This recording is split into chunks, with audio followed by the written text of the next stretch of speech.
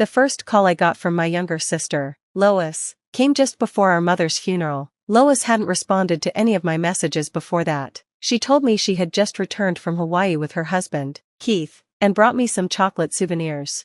I was furious at how thoughtless she was, especially since our mother had just passed away, so I yelled at her in front of the whole family. I told her, "You can have my husband, just get to the funeral already."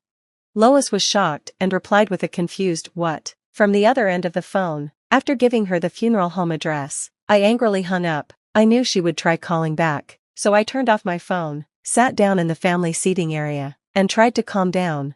My name is Emily, and I'm 38 years old. I grew up in a family of 4, my parents, my younger sister Lois, and me. My parents were strict with me, the oldest, but they always spoiled Lois because of her pretty looks. Whenever Lois wanted something, she would give a sweet smile and say, "Emily, I want this." I would almost always give in, even though I regretted it.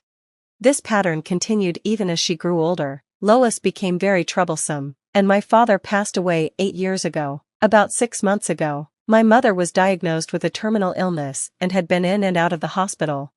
I married Keith, a senior colleague from my work, 2 years ago and moved into an apartment near my office. Over the last 6 months, I had been driving an hour each way to care for our sick mother while also working. Lois, however, had quit her job a year ago after breaking up with her boyfriend, and had moved back home. She kept telling me I was better at taking care of our mother and pushed the responsibility onto me. So, I took a month off work to look after her. Despite my efforts, she passed away 2 days ago. Where was Lois? She had gone to Hawaii a week before our mother passed, even though I begged her not to leave.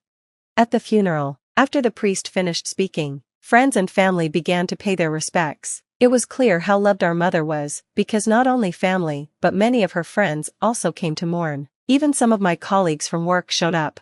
One of them, Keith's father, the president of my company, was there, offering his condolences. He had been very supportive throughout my difficult time, but I couldn't find Keith anywhere at the funeral. Where was he? Keith had been on a business trip overseas since last week, and I couldn't reach him. "I see," my father-in-law said. "I'll ask the sales manager about it. Keith and I work in different departments, and he's in sales. He often complains that I'm always busy with my own work and business trips." I tried to understand that Keith wasn't here during this difficult time, but I was still worried about handling everything on my own, especially since I couldn't get in touch with him or my sister. Meanwhile, my father-in-law took time out of his busy schedule to come to the funeral, and his support almost made me cry. I was really grateful, but I had to hold back the tears as I sat in the limo heading to the crematory with the rest of the family. When I turned my phone back on, hoping Keith might have tried to contact me, I was shocked to see nearly 30 voicemails, most of them from Lois. In one, she yelled, "Answer your phone. You can't just make up ridiculous lies because you're upset that I took Keith from you." I was confused, but then it hit me. Lois and Keith were having an affair. My heart raced as I listened to more messages. One from Keith said, "I'm so sorry, but you're a strong woman. You can survive on your own, but I need to support Lois. Let's break up." I couldn't believe what I was hearing. It was like a line from a soap opera. I felt sick to my stomach, wishing I hadn't found out this way. Why did I have to learn that my husband and my sister were having an affair, and having a great time in Hawaii during my mother's funeral? I called Lois and told her, "You need to come right away if you want to say your final goodbye to Mom. We're already on the way to the crematory." Lois replied, "That's not funny. Stop lying. You're just bitter because I took Keith from you." I couldn't believe what she was saying. I told her, "But it's the truth. You must be upset about losing your husband." "Yeah, Keith is going to be the next company president, and he's rich. I understand how you feel, but there are good lies and bad lies, you know? You're an adult. You should know better." She shocked me when she said, "I never thought I'd hear that from you." Then she admitted, "I didn't know you and Keith had been cheating." I could tell Lois was happy about all of this. Ever since we were kids, she loved playing tricks on me and laughing when I fell for them. I sighed in frustration. This isn't the time for this. I told her again, "If you want to say your final goodbye to Mom, come now." Lois didn't listen. She asked, "Why do you have to bring up Dad?" Her voice sounded like she and Keith were having a discussion, and it seemed like they didn't expect me to mention him. Then, Keith took the phone. "Emily, is it true?" he asked. I replied, "If you don't believe me, do whatever you want. I'm hanging up now." After a while, we arrived at the crematory. This was my last chance to say goodbye to Mom, and my mind was a mess from everything that had happened over the last few days, plus the grief of losing her. I didn't know what to do anymore, and tears started running down my cheeks. Seeing me like this, one of my relatives patted my back and said, "Your mom would be so grateful to you, Emily, for taking care of her until the end." I stood in front of my mother's casket and said my final goodbye. "Mom, thank you for everything. I'm going to miss you so much." Just as the casket was being carried out for cremation, Lois and Keith rushed in. Lois screamed, "Wait, where's Mom?" When she saw the casket disappearing behind the doors, she tried to reach for it, but the doors shut mercilessly in front of her. "No, I haven't said goodbye to Mom yet," Lois wailed, and Keith stood behind her, stunned. "I told them, we need to move. You're disturbing everyone," Lois cried. "Why didn't you tell me, Emily? I couldn't see Mom at the end." "It's your fault." I was furious. "My fault? You should have listened when I told you how serious Mom's condition was. I can't even count how many times I explained it to you. Every time, you'd just say, 'I don't know how to handle this. I'll leave it to you, Emily.'" Lois snapped back. "It's your fault because you didn't explain things clearly enough." Even Keith started blaming me too. I glared at them. "Then what were you two doing all this time? You were on a romantic vacation in Hawaii, right?" The relatives were shocked and whispered among themselves. They had seen how Lois and Keith had been acting, and I'd been making excuses for them, so they wouldn't look bad. I looked at Mom's casket, apologizing in my mind. I had to clear things up now. "How long has this affair been going on? You knew I was taking time off to care for Mom." I was struggling and asked for help, "But all you two did was have fun together, didn't you?" Lois interrupted. "Enough, it's all your fault, Emily. You didn't keep Keith close enough." I was confused. "What are you talking about?" Keith spoke up. "You need to prioritize your husband more. He got bored at home because all you ever talked about was work and caregiving." Poor Keith. I glared at him, and he quickly looked away. "Emily, you managed to marry a rich future company president, and you got conceited. That's why I took him from you. You always do this, Emily." It hit me hard. "You've been doing this to me since high school, haven't you? Every time I had a boyfriend, Lois would steal them from me." The only time Lois didn't steal my boyfriend was with Keith, because she was already living with her boyfriend at the time. It was a shame, though. "Now," Lois said, "from now on, I'll be with Keith and become the future president's wife. So, break up with him." I was done. "Fine, you can have Keith. I'll divorce him."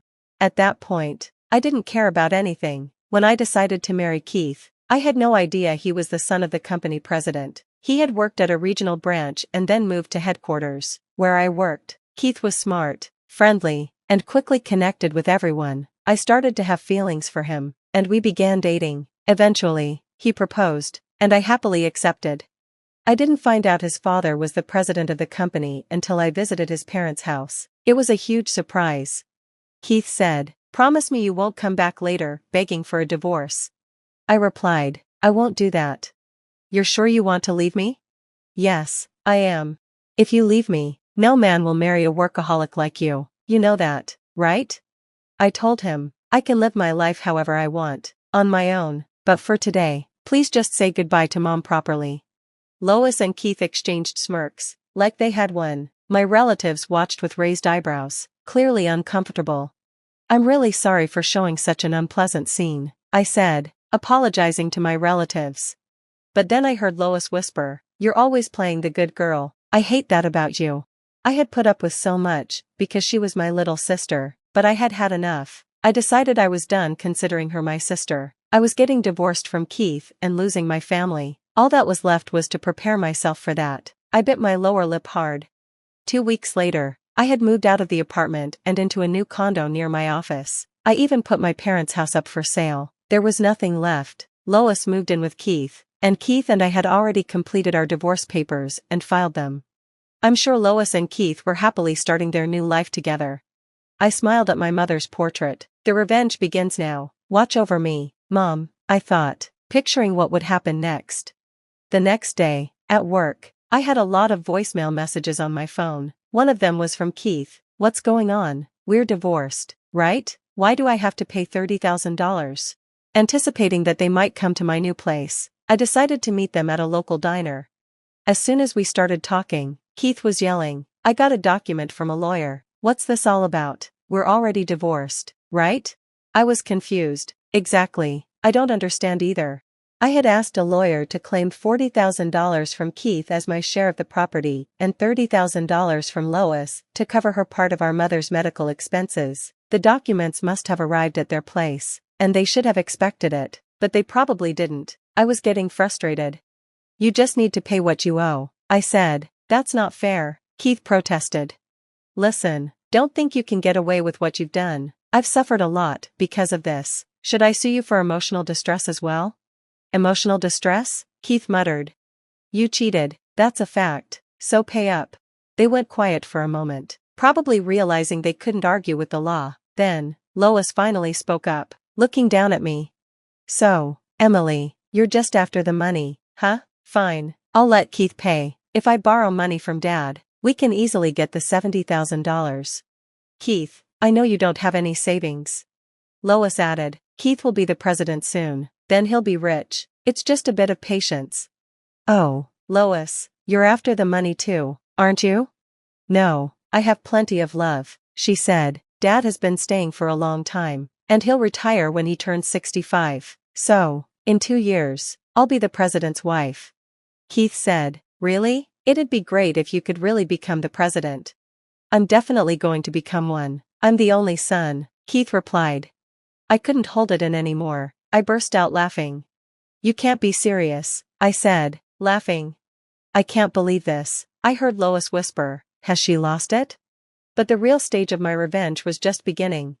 I said, Keith, you've been missing work for a long time, saying it's because of the family funeral, right? Well, my mother-in-law is family too. That's true, but the company knows what you've actually been doing. Keith looked confused.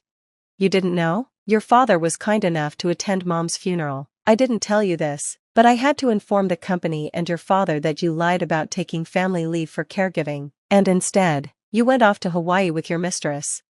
Keith froze. You never did any caregiving at all. You have the gall to act so brazenly. You've even been off work with Lois during your business trips, haven't you? I reported that too. How did you find out? Keith asked, shocked. Lois has been posting photos on social media, showing where and when she went out, and there were a few pictures with you in them. How shocking, huh? Keith was stunned. You knew about my social media? I smiled. It's the same account you had back when you were in high school. Of course, I knew. Lois looked uncomfortable, and Keith was shocked by my words. Hey, is it true that Dad knows everything? Keith asked. I replied, just like my mother was family to you, your father considered her family too. Of course, he would know about the family funeral, because it had to be reported to the company. Even after the funeral, he cared about me and contacted me several times. I reported everything to him, and he's very angry.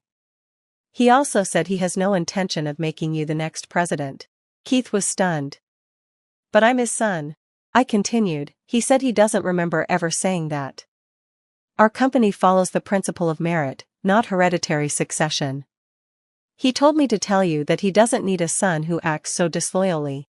I smiled quietly as their faces turned pale. And by the way, I'm becoming the president starting next month. Keith and Lois were both shocked. What? Keith said, in disbelief. I just received the official notice from the president and my superiors. I've been appointed as the new president. There's no way they'll let you become president. Keith frantically called his father, and Lois watched anxiously. Lois whispered, So, Emily is becoming the president? If I'd known that, I wouldn't have stolen you from her. But you said you loved me, including my money. I couldn't stand their squabbling, so I stood up and said, if you want to fight, do it somewhere else. Oh, and I'll be expecting the payment, thanks.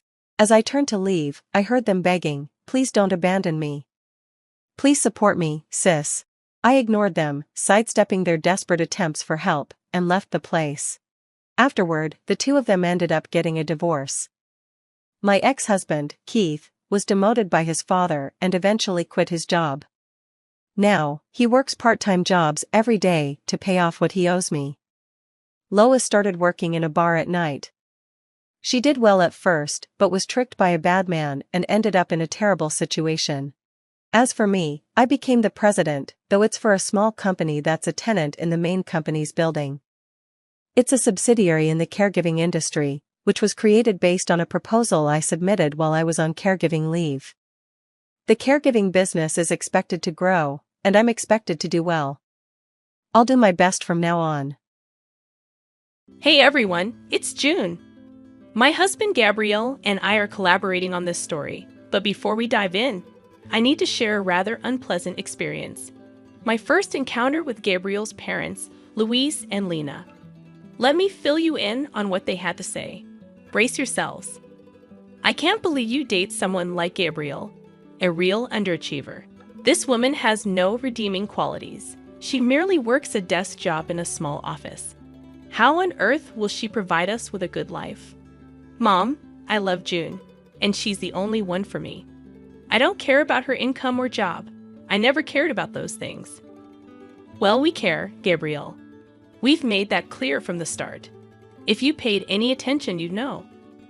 Listen, Gabriel, if this girl doesn't bring more to the table, she can't be our daughter-in-law. We won't approve. Find someone else. No, Mom, June is the one for me. I'm going to marry her. I had the entire proposal planned, and now you've ruined everything. I was stunned as this conversation unfolded. Yes, I was surprised about Gabriel planning to propose. We had been dating for 3 years, and while I hoped for a proposal, I didn't expect it to happen so soon. However, what left me truly shocked was Louise and Lena's alarming behavior toward our relationship.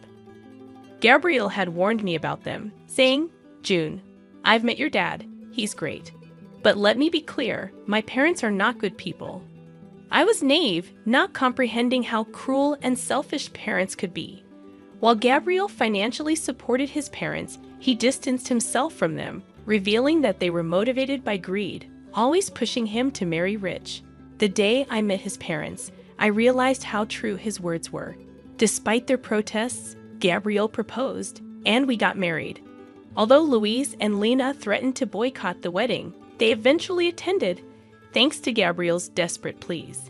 He didn't have much family on his side and wanted them there, even though they made it clear they didn't approve. I later discovered that Gabriel had convinced them to attend by portraying my family as financially stable. While they reluctantly came, their motives were evident. They made it a point to remind me, "Just so you know, June, we still don't approve of this marriage. Gabriel is a successful man, and we expected more from him. He really disappointed us by not marrying rich. We wouldn't have come if we thought you had nothing. Thank God your father at least has something to his name. I hope you don't forget us and our gracious presence today when you finally get the house inheritance. Guys, I'm getting married today. My father is healthy and fine, and there's absolutely no reason for you two to even mention an inheritance today." I stormed off, distancing myself from them after hearing their audacious remark. My father was my only living family, and hearing such comments on my wedding day made me sick. I couldn't believe the audacity of Louis and Lena to demand a share of my money. I chose not to inform Gabriel about this incident, not wanting to spoil his day, and knowing how difficult it was for him to cut ties with his parents. Unfortunately, things took a downward turn from there. Despite Gabriel and I being happy together, his parents were always meddling in our finances. Louis and Lena persistently pestered us about the exact worth of my father's assets. We never gave them a satisfactory answer, yet their embarrassing and entitled behavior continued. For years, I endured their greedy ways, putting up with their constant demands for more money. They fabricated excuses and guilt-tripped us when we tried to refuse. Their comments about my inheritance never ceased, but I chose to ignore them.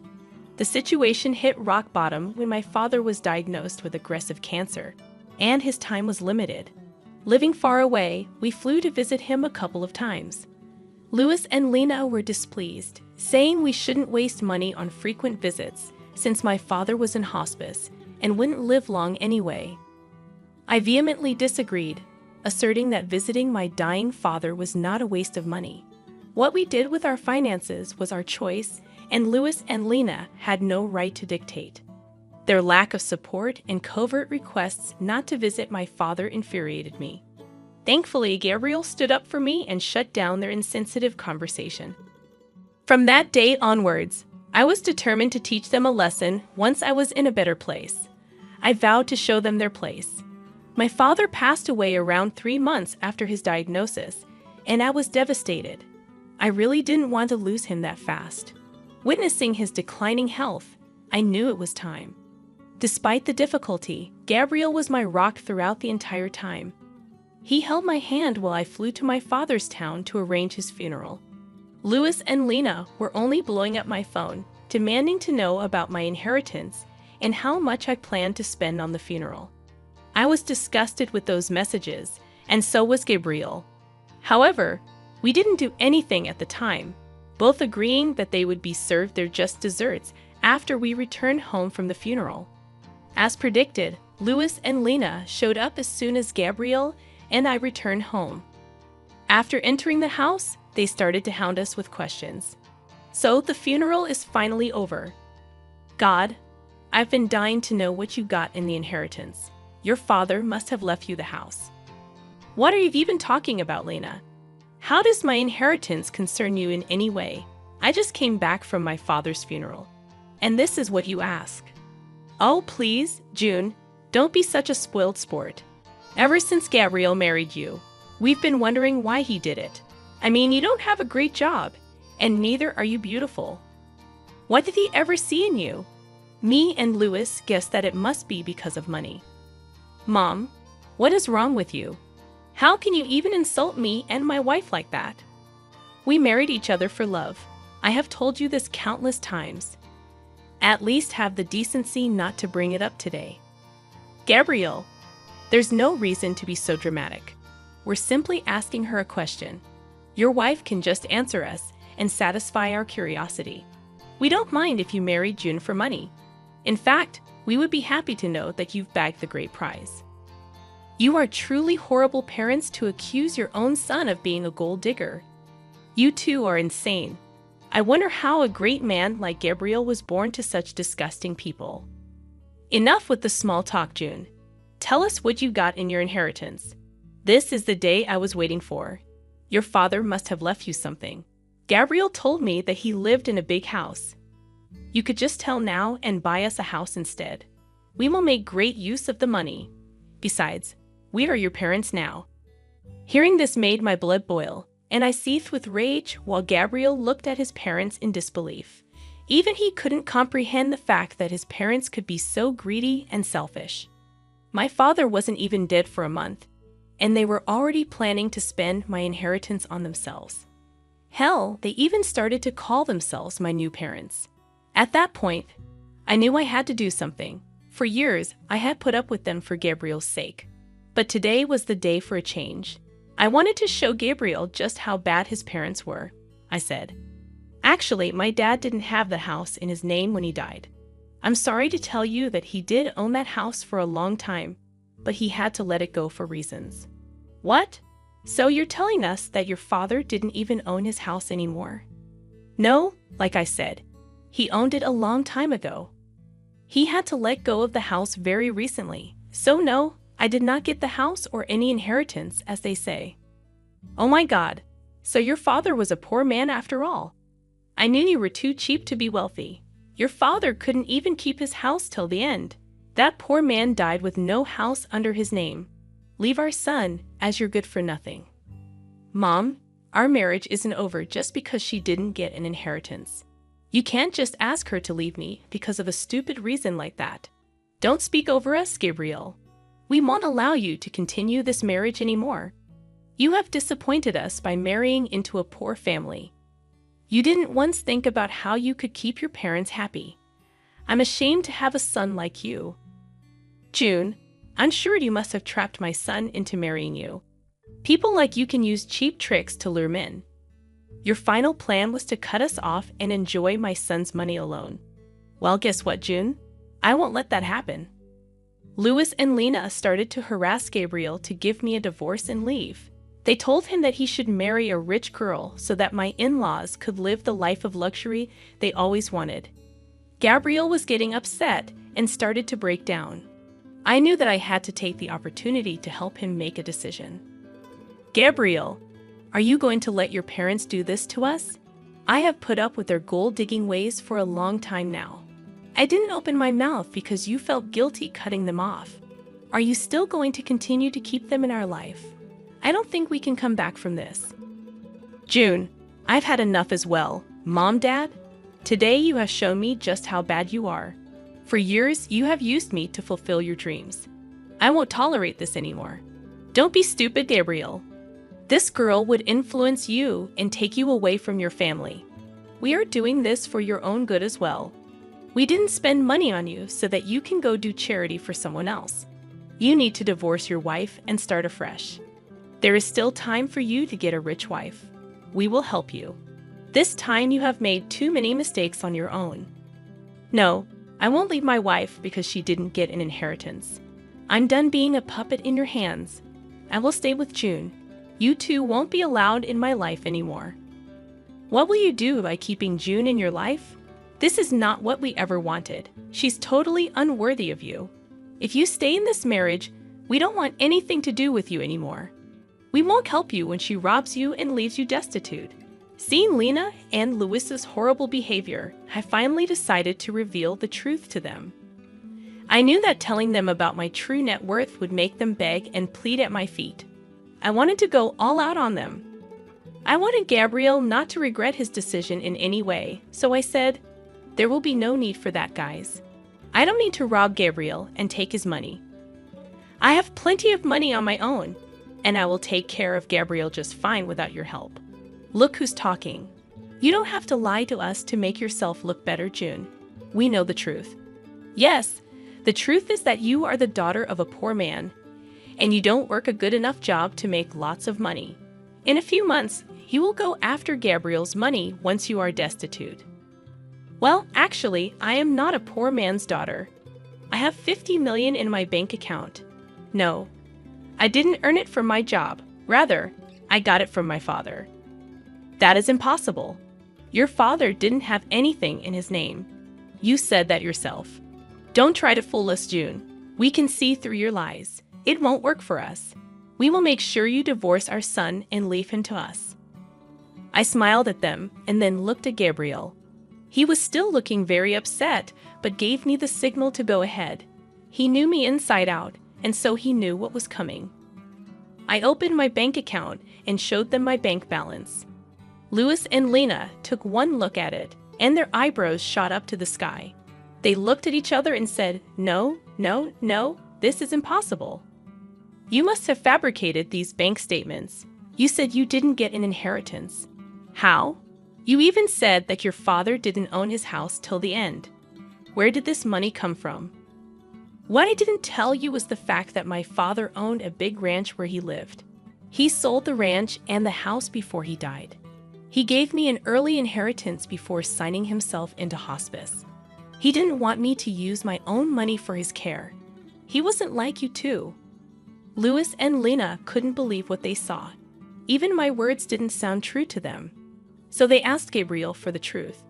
When he confirmed what they saw, they went quiet for a minute and looked at each other again. Then suddenly, they changed their tune completely and said, "Oh, this is such great news. Here I was thinking that my son made a huge mistake. You should have told us sooner about your money." "Yeah, we got riled up for nothing. Your father did well for yourself, June. I'm sure you'll make good use of that money. Now, like I said, we're like your own parents. Since this issue has been solved, there's no need for you to leave, Gabriel. You should have said something to us. We doubted your capabilities for nothing. You did marry well, son. I'm so happy today."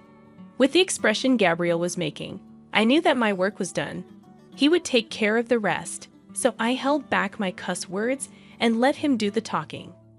I trusted my husband to make the right choices, and he didn't disappoint me. Gabriel was fuming and started to scream at his parents. He said, "You still have the audacity to stand here and keep talking to us? Hell, how do you still expect June to pay for your comfort? You were hounding us to get divorced, and now you suddenly claim that she's family. How could you do this? We didn't know her net worth back then, Gabriel. She hid the truth from us. How are we supposed to know that she's actually rich? Yeah, June, we'd apologize for assuming the worst. You did surprise us. Anyway, now that you have an apology, can we move past this already? No, absolutely not. There is no way I'm forgiving you two for what you did today. I just got back from burying my father, and you two didn't even let me grieve in peace. I will never forget or forgive this. I think it has been enough already. Since you two think so lowly of me, there is no reason for me to keep you in my life. Today, I will protect myself and my wife from your toxic selves. Get out of my house and don't even think about coming back. From next month onwards, you are on your own. I won't be helping you out financially anymore. You don't deserve any kind of help after today. After Gabriel said that, Luis and Lena went absolutely ballistic on us. They also kept begging us and pleading with us not to cut them off. Neither Gabriel nor I paid any attention to their requests. In fact, Gabriel was so mad that he threatened to call the police if they did not leave our house. Soon after they heard the threats, both Luis and Lena left our property but continued to blow up our phones with calls and texts. We blocked their number before reminding them that we will press charges if they don't stop harassing us. For the next few days, Gabriel completely dealt with his family while I grieved my father properly. I was finally in a peaceful setting where I could reflect on my childhood memories and try to remember my father for the good times. He truly was an amazing man. As soon as he understood that I didn't want to move back south, he sold his property so that I didn't have to worry about it. He didn't even want me to spend money on his medical bills, so he used some of the sale money to pay for hospice. He was truly a great parent, and I still miss him a lot. On the other hand, Gabriel was also grieving the loss of his family, but for other reasons. Yes, he was finally freed from his toxic family, but some people were guilting him about abandoning them. Those people did stop hounding him when Gabriel told them the full story. Now, everyone who knows Luis and Lena is disgusted with them. The duo still tried to contact us even after we blocked their numbers and changed our locks. We are contemplating taking out restraining orders if they don't stop soon. Meanwhile, I have recently found out that I am pregnant. I'm sad that my father couldn't be a part of my child's life, but me and Gabriel are really enjoying this surprise and preparing ourselves to have a little bundle of joy in our arms soon.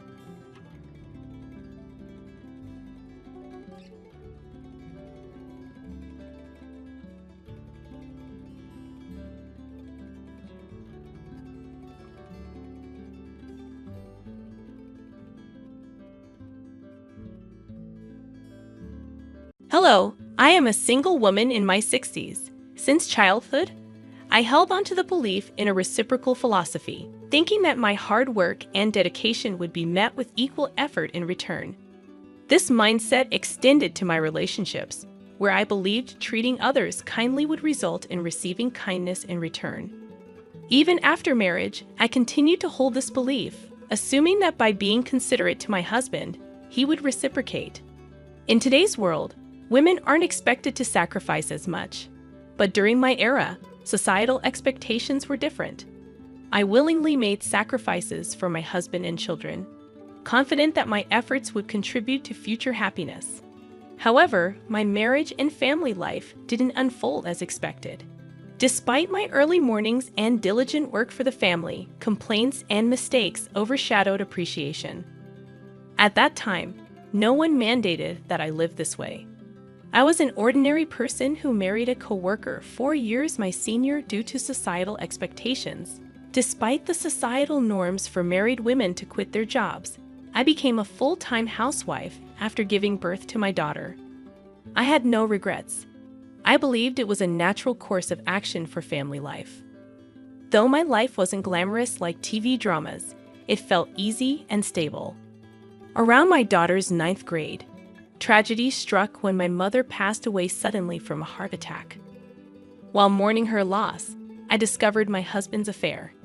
In the midst of my grief, he found joy elsewhere, becoming uncaring and eventually demanding a divorce. Despite my determination to avoid divorce, my husband's behavior became unbearable. Divorce wasn't as socially acceptable back then, And despite an irresponsible and unkind husband, I resisted the idea. Looking back, I realized my naivety, but more was at stake. My daughter, witnessing the turmoil, felt the impact. Despite my refusal to divorce, I found myself in a deeply miserable situation. During a heated argument about our impending divorce, my father unexpectedly visited. Witnessing the distress in our relationship, he offered me a place to live and encouraged me to leave my husband, taking my daughter with me.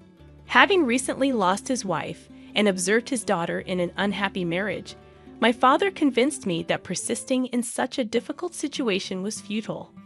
Feeling the weight of his concern, I yielded to my husband's request for a divorce. In return, my husband provided me with $3,000 in cash. With my father's support, I secured a 2-bedroom townhouse to live in with my daughter, starting anew. I anticipated the need to work hard to support my daughter, fearing judgment from society for being a divorced woman with a daughter. This concern was particularly heightened as my daughter entered adolescence. During this challenging period, my daughter expressed typical desires of her age, lamenting the perceived consequences of her parents' divorce. Despite the emotional hurt, I knew I couldn't dwell on them forever, determined to provide for my daughter. I embarked on the journey of seeking stable employment.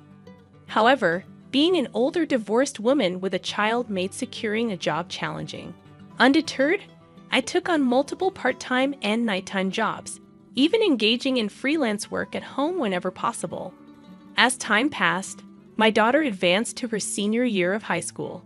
Despite financial constraints, she excelled academically, finding her own way to thrive. Motivated by my desire to ensure her future, I secured a job at a 24-hour restaurant, working 12-hour shifts.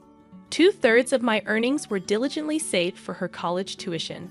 Despite facing judgment and gossip, especially from some married men who viewed me as an easy target, I persevered for the sake of my daughter. The sacrifices were numerous, but my goal was to provide her with opportunities I never had. As she approached adulthood, I hoped she would understand the struggles I faced in raising her and making a living. Reflecting on these challenges, I realized that having a daughter made my situation both more arduous and meaningful. She became my anchor, giving me the strength to endure and persevere through life's challenges. I held on to the belief that, in the future, my grown daughter and I would share stories about the hardships we faced and take pride in our resilience. A year later, my daughter's outstanding performance in the SAT exams earned her admission to Harvard University, a moment of immense joy that made all the previous struggles worthwhile. As she embarked on her college journey, I felt a mix of pride and emptiness. Though I had managed to provide for her education and housing, the absence of her daily presence at home left a void. We maintained close contact through phone calls, and during the initial months of her independence, our bond deepened. Her newfound affection and connection were a source of comfort, and I cherished our evolving relationship. Despite the challenges, my daughter graduated from college without financial setbacks, fulfilling a dream we had worked hard to achieve. Anticipating that we could live together again, I was surprised when she secured a job at a defense corporation and chose to live independently. To support her, I took a bank loan and contributed to the down payment for a condo near her workplace. While I aged and embraced a more unassuming appearance, my daughter thrived as a fashionable career woman. Witnessing her success brought immense happiness, reinforcing the idea that my sacrifices had borne fruit. I found contentment in her achievements, understanding the sentiment of people who say they forget hunger in moments of joy. Despite the financial support throughout her college years, the prospect of her wedding became a new financial responsibility. People questioned why I continued to struggle when my daughter was capable of self-sufficiency. However, I was determined to contribute to her wedding expenses to prevent any condescension from her future in-laws. The belief that sacrificing for her happiness would bring joy to both of us fueled my resilience. On the other hand, as my daughter dated, I noticed a growing distance between us. Initially hurt, I recognized that her adult life and relationships rightfully took precedence. I patiently waited for her to mature and open up to me, understanding that priorities shift during this phase of life. However, on her 27th birthday, I looked forward to celebrating with her. Yet she made it clear that she had plans with someone named Michael and dismissed any preparations. While she may have intended to convey that I needn't go to any trouble, I couldn't help but feel hurt. It was her birthday, a day that held immense significance for me as the day she was born, and her apparent indifference stung deeply. It was challenging to comprehend why my daughter considered spending money on her birthday a waste, given the tight budget. Despite her intelligence, her understanding of her own mother seemed distant.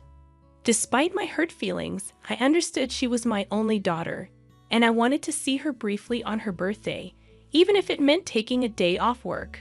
On that day, I meticulously paid attention to my appearance before going to her workplace. However, what awaited me was an unexpected and emotionally charged encounter in the company lobby. I saw my ex-husband with his mistress, individuals I never wished to see again. Doubting how he found out and came there, I frantically called my daughter, only to be abruptly hung up on as she claimed to be busy with a meeting. Feeling dumbfounded, I turned around, only to hear my daughter happily calling her dad and embracing him with a bright smile. Her boyfriend seemed familiar with my ex-husband and his wife, adding to my fury. In that moment, I felt betrayed, as if the whole world conspired against me. Drained of meaning, I hastily left the scene. Reflecting on that day, I felt the desire to confront my daughter and ex-husband, but an overwhelming urge to escape prevailed. Despite my inner turmoil, I couldn't muster the courage to call my daughter. Unexpectedly, my daughter showed up at home one day, announcing her decision to get married and handing me an invitation card.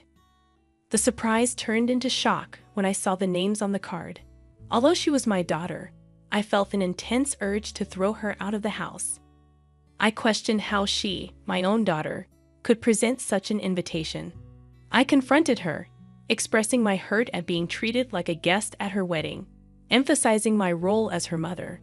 In response, my daughter apologized, stating she felt she had no choice. Despite her desire to marry Michael, she faced scrutiny from his parents over every detail about her. The situation left me grappling with complex emotions, torn between hurt and the desire to understand my daughter's perspective on her life-changing decision. The revelation from my daughter about her concerns regarding my divorced past and the challenges of being a single mother struck me deeply. She explained that revealing this truth could jeopardize her chances of marrying her boyfriend, as her potential in-laws might disapprove. In the face of this revelation, I couldn't help but express my frustration, reminding her of the sacrifices and struggles I endured to raise her, work at a restaurant, and fund her education. My daughter's response. However, her response stunned me. She dismissed the past, stating that her father and his new partner, the woman who played a role in breaking our family, had already met with her future in-laws. In her perspective, the present was what mattered most, and she prioritized her desire for a comfortable life over the difficulties we faced before. Feeling hurt and regretful, I spoke harshly to her for the first time in my life, expressing my disappointment in her attitude. In turn, she suggested that if I wanted to drop her from my life, I should repay her for the money I spent raising her. This exchange led to a heated argument, and she left my house in anger, proclaiming that we were now strangers. Devastated by the turn of events, I questioned the purpose of saving money for her wedding and felt a deep sadness when I looked at the wedding invitation she had left behind, with a different name printed where mine should have been. 3 years later, I received news that my father, who had been living independently to avoid burdening me, had fallen ill. Sadly, I learned about his condition only after his passing. The realization of being a poor daughter to him hit me hard. A few months later, I inherited a small condo where he had lived, a bittersweet reminder of the family ties and struggles that shaped my life. Upon realizing that I had money saved from my daughter's wedding in the savings account, I decided it was time to live for myself, even if it seemed somewhat late in life. I pondered the idea that in today's world, trusting only one child and sacrificing for them might not be the most fulfilling path. It was a realization that I should prioritize my own desires and needs before it became too late for me to enjoy life. As I contemplated this shift in perspective, a real estate broker and close friend from the restaurant where I worked suggested that I consider what I truly wanted to do.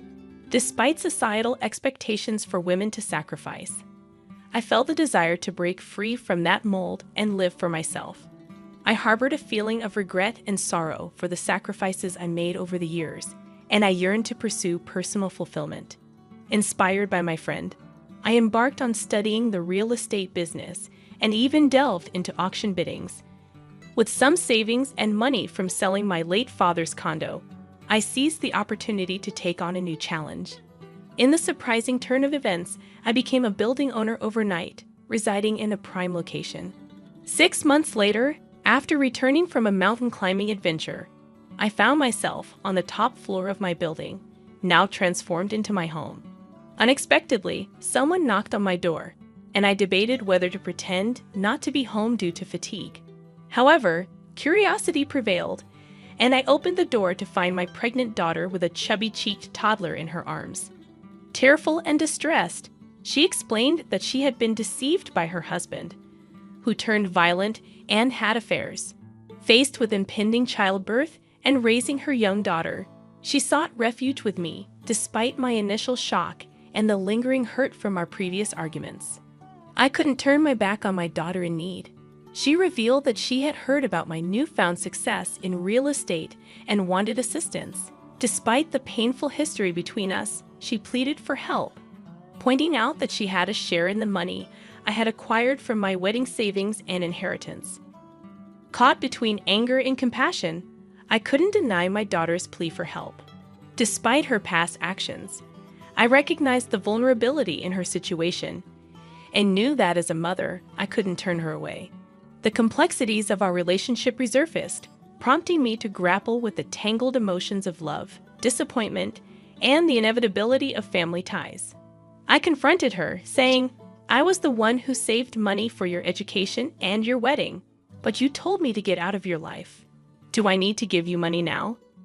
I only said that, but I didn't get any money back from you.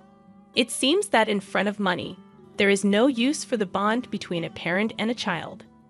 Now that you have money, you don't need a daughter, right? No matter what, I am still your daughter, so I have a right to your money too. I was once very proud of you, thinking that it was because of me that you were able to attend Harvard.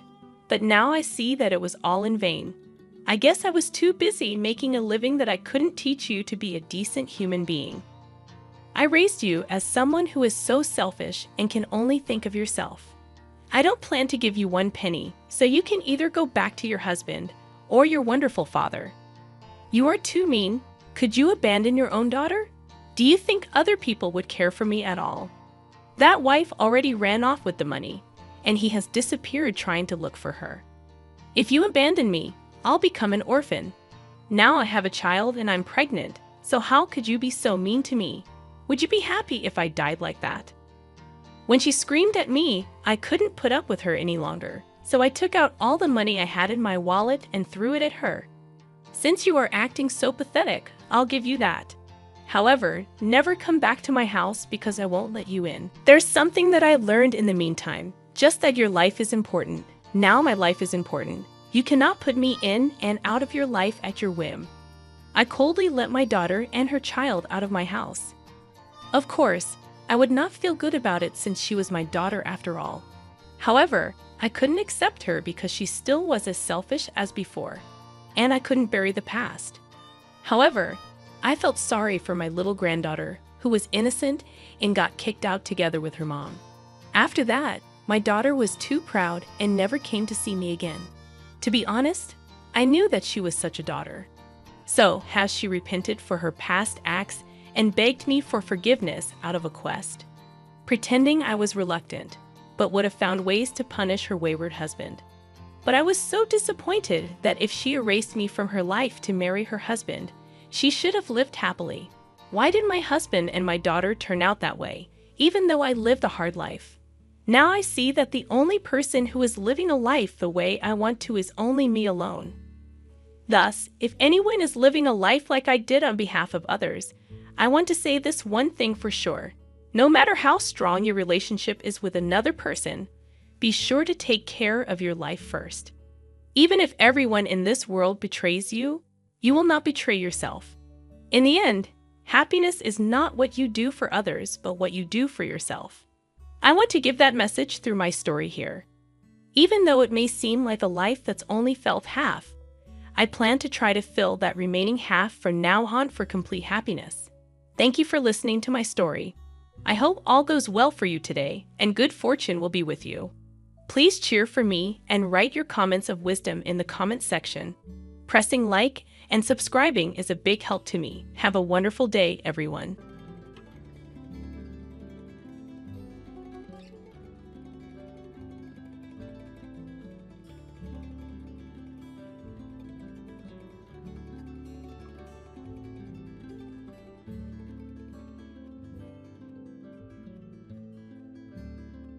My name is Rose Watson, and I've been married for a decade, living separately from my mother-in-law who resides far away. Recently, I learned that she's retired and suffering from a debilitating backache, preventing her from working. Consequently, my husband has been diligently sending her money each month. "Hey, make sure to transfer this month's money to Mom, will you?" he asked. I assured him, "Sure, no problem. I won't forget." "Even if I forget everything else, thanks. That helps a lot. I appreciate it." My husband visits his mother at least once a month, assisting her with tasks she can no longer manage. However, on one occasion, he returned from her place agitated, suddenly accusing me. "What the hell have you done?" Perplexed by his sudden anger, I stared blankly as he continued accusing me. "All this time, I've been struggling to send her money, and you didn't care about my feelings. I told you to transfer $1,000 every month." "I did transfer it," I insisted. "I'm telling you it's not been transferred. Do you have any idea how hard it is to send that $1,000? "I understand. I've had to take part-time jobs and scrounge for money just for that," he retorted. "Knowing all that, why didn't you send it?" "I did send it." "Why are you saying this?" "Just calm down a bit," I urged. "How can I be calm when Mom is struggling because she doesn't get the money from me and has even started doing piecework?" he exclaimed. "But I definitely did send it." "Are you saying my mom is lying?" I questioned. "Then there's no way my mom would lie to me. You can't just make an assumption and then get mad when it's not true. I don't even know why this is happening. I've been sending her the money you give me every month.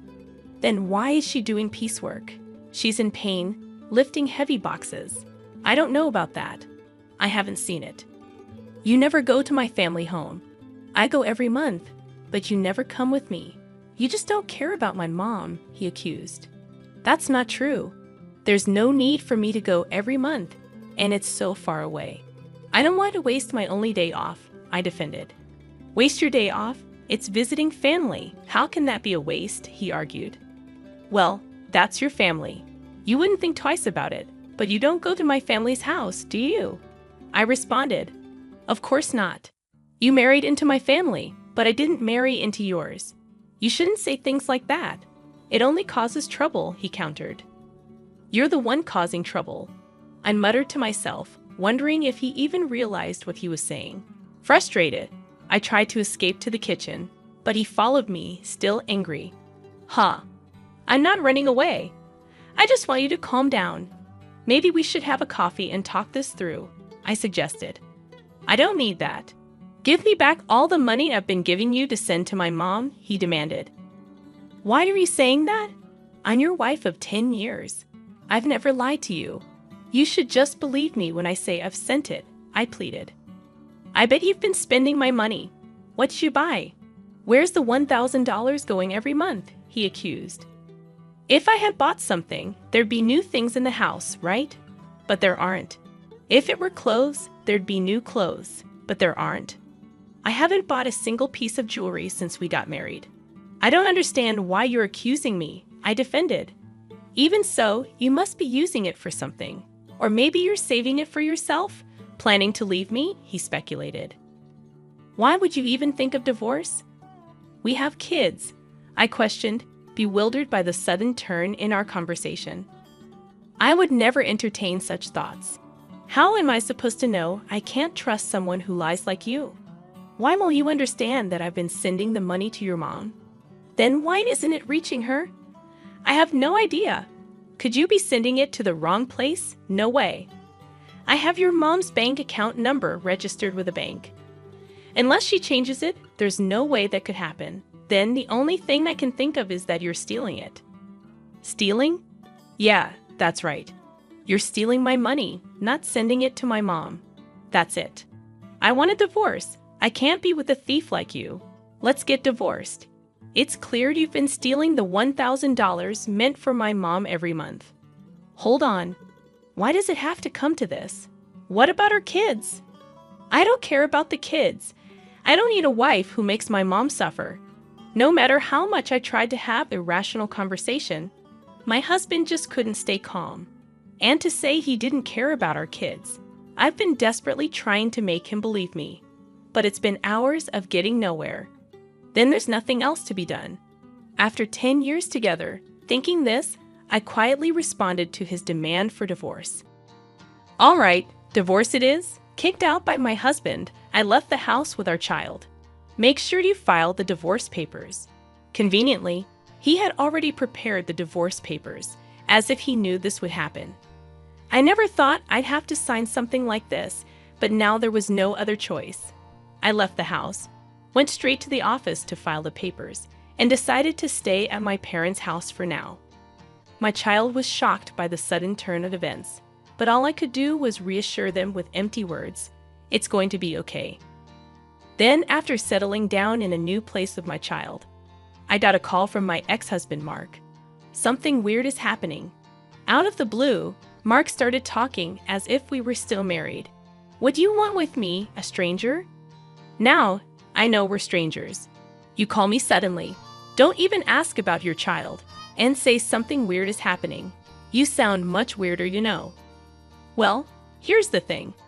I've been sending the money to my mom myself, but she says it's not being transferred. Maybe you're not transferring it. That's impossible. I did it myself. I don't know about that. Maybe you're doing it unconsciously, or perhaps you only dreamed you did it. Don't compare me with you. Then don't call me. I'm not free to deal with this. You're working as usual. So, you're free. How much more will he belittle me? He must think I'm just sitting around doing nothing. My bank statement shows I sent the money. The money's been withdrawn, but my mom says she didn't receive it. What do you think that means? Maybe you sent it to the wrong person. Then where did I send it? I don't know. Maybe you're giving it to some other woman. That's ridiculous to me. It's ridiculous to even have this conversation, but Mark doesn't seem to think so. Anyway, I have nothing to do with it. Wait, that's too cold. You can't just cut ties so easily. I'm not cold. The moment you decided on divorce, you were out of my life. How can you cut ties so easily? A woman doesn't look back.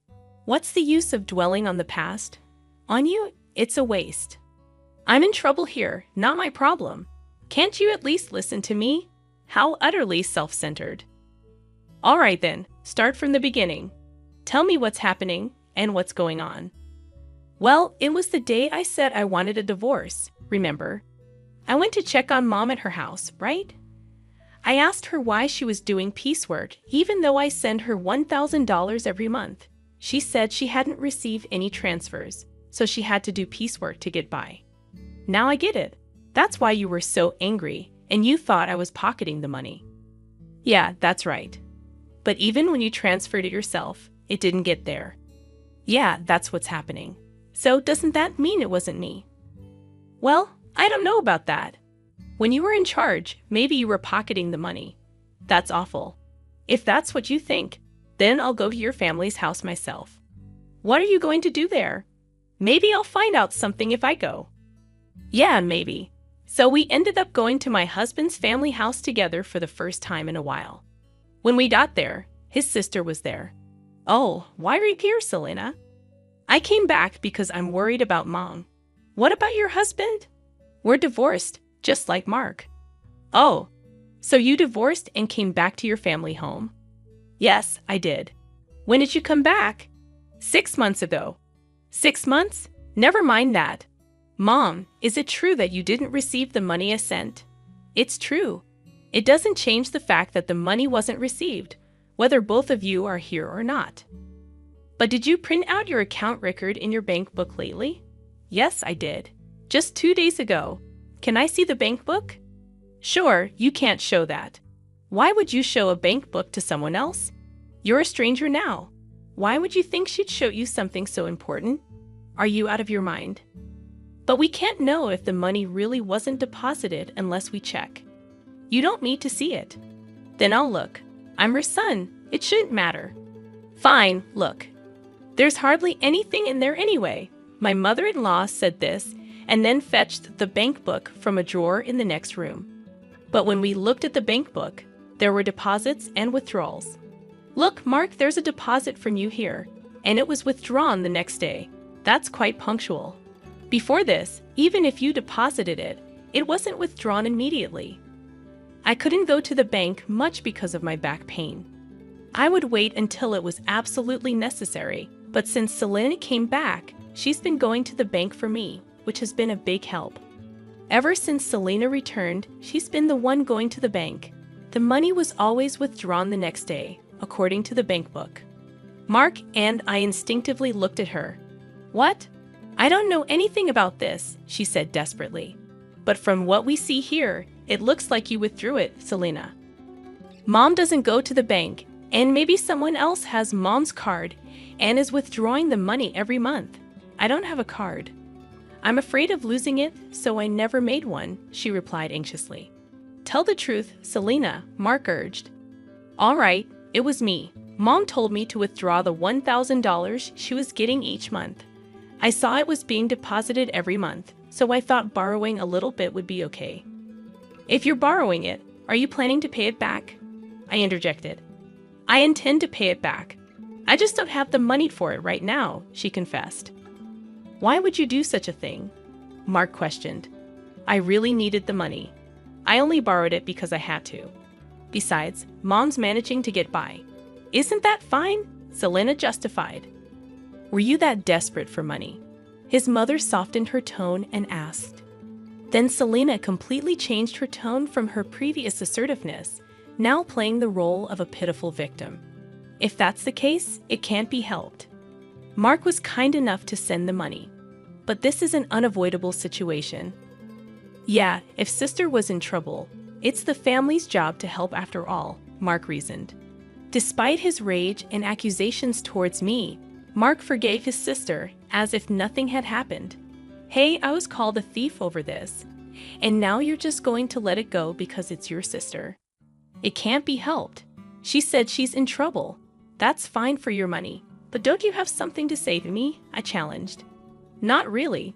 No, not even an apology after all the horrible things you said to me. Why should I apologize? I don't see any need to. I was hurt by what you said, Mark defended. Such a fragile mental state, I muttered to myself. Anyway, it's not like I did anything wrong, right? Selena was having a hard time, so this happened. It's not Mark's fault. He doesn't need to apologize, his mother supported. Isn't this just like being completely surrounded by enemies? Even if I speak the truth, this place is hostile territory. There's no doubt that anything I say will be met with opposition. Even though a quick look at the bank book would have clarified everything, I had to travel all this way just to be treated like this. Fine, if cutting ties with you costs me this much, it's a small price to pay. I'm leaving. Drive me to the station, I demanded. Why do I have to take you? We're divorced, remember? I don't have to do anything for you, a stranger, Mark retorted. Because I came all this way for you. You asked me for help, I argued. Did I? I don't remember asking you to come. I just wanted some advice. You came here on your own. You can leave on your own too. Mark snapped. That's right. You're not a couple anymore. Why should he take you? It makes sense for a husband, but not for a stranger, his mother added. What a group. No thank you or sorry for solving the issue. After spending 10 years with such a man, it felt like such a waste of time. Fine, I'll take a taxi. I don't need you, I declared, frustrated. I called the taxi and somehow managed to get home. As I arrived home, tears of frustration streamed down my face, and I swore never to listen to that man again. However, after a while, my husband called me. Maybe he had changed his mind and was about to apologize for what happened. Perhaps he'd explain that he had to act that way in front of his sister and mother. But my expectations were shattered. "Can you lend me some money?" he asked abruptly. "Shouldn't you say something to me first?" "Oh, long time no see," I replied. "That's not what I mean. You're being troublesome, you know. It's not normal to ask for money without even apologizing first." "That's not true. We were a married couple after all. You could say we were a united fate." "That's not the case anymore. The day we split up, our united fate dissolved. I still think we're a united fate, though. He keeps saying whatever he wants. So lend me some money, will you?" "Why?" "The truth is, I found out Selena has a huge debt."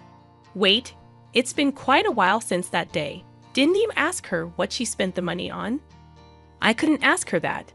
It would have been too pitiful. Money is a delicate subject. Maybe her ex-husband had something to do with it.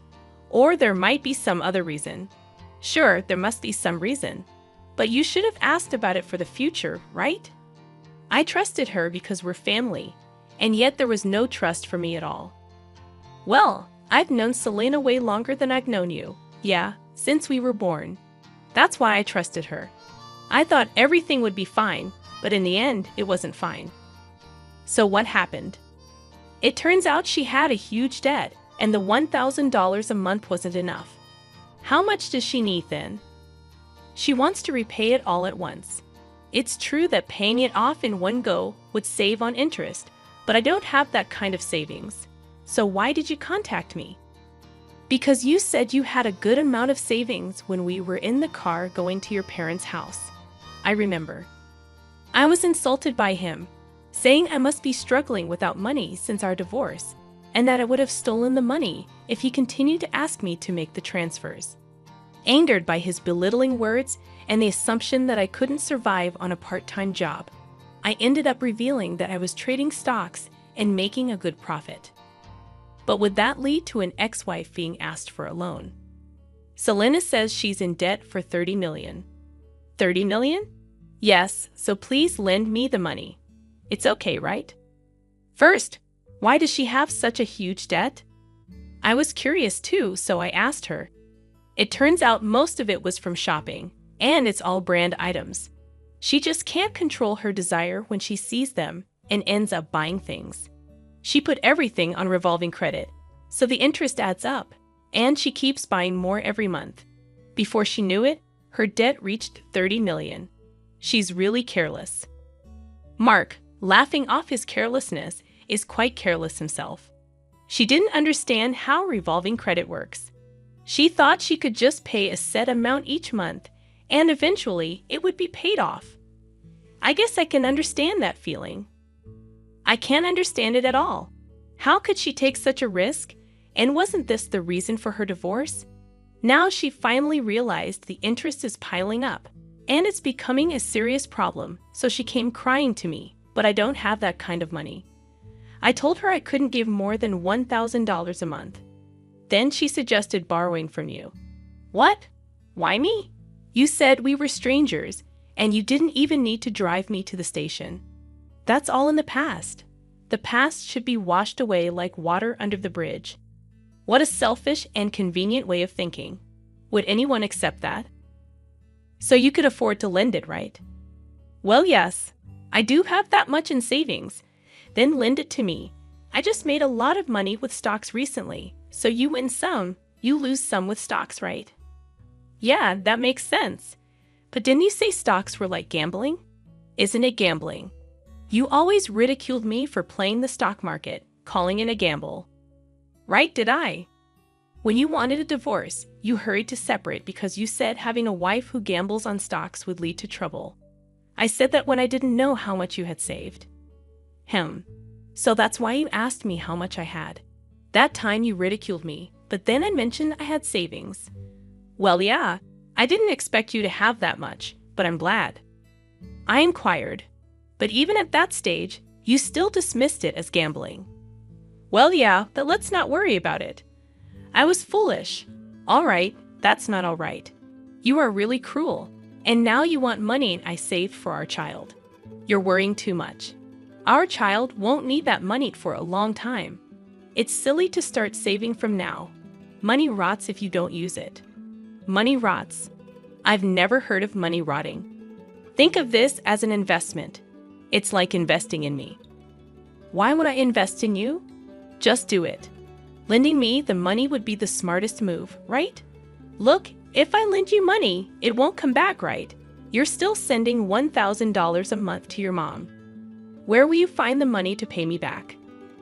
All right, I'll pay back $11,000 a month. Are you crazy? How many years do you think it will take to repay it that way? Don't say that. I really regret it. Regret? Yeah, if we hadn't split up, I wouldn't have to beg you for money now. I have to ask, isn't that unjust? So you're just after my money? No, it's not like that. We don't have love, but we can rely on each other. It feels like I'm only being relied upon. You're so rigid. Thinking like that won't make you happy. We could even remarry. I didn't mind our marriage that much. Wow, I do mind. I don't want to be with someone who can't apologize. Fine, I apologize. Sorry. Is that good enough? What are you apologizing for? Explain in 400 characters or less what you did wrong. Ah, I just apologized because you said so. Pathetic. Don't ever call me again. Why? I apologized? So will you remarry me or help me? My sister is suffering. Shut up. Go to hell. Saying so, I forcefully ended the call and blocked his number. Later, I heard from mutual friends that Mark, despite saying it was impossible, couldn't refuse Selena. Being not only constantly nagged by Selena, but also persuaded by his mother to help. Consequently, he ended up borrowing money from a consumer finance company to repay her debt in full. Everything was settled, assuming Selena would work and gradually repay the debt. They thought so. However, far from working, she resumed her shopping habits. Despite having suffered before, she again made purchases on revolving credit. This burden eventually fell directly upon Mark to handle. When they confronted her about why things turned out this way, she reportedly said, "I never intended to buy anything." By the time I realized it, I had already processed the credit. Mark and his mother, naively believing Selena's words, just accepted it, saying she must be sick. They neither devised any solutions nor took her to a hospital, despite thinking she is ill. While saying this, Selena, wearing expensive clothes and jewelry, is reportedly laughing over tea with friends, saying, "Really, Mark is so easy to manipulate."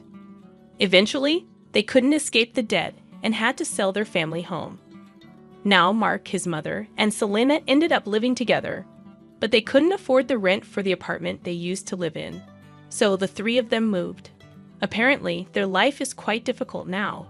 It seems only Selena is enjoying it. But neither Mark nor his mother realized this. On the other hand, I continue to profit from the stock market and now live a comfortable life in a spacious apartment with my child.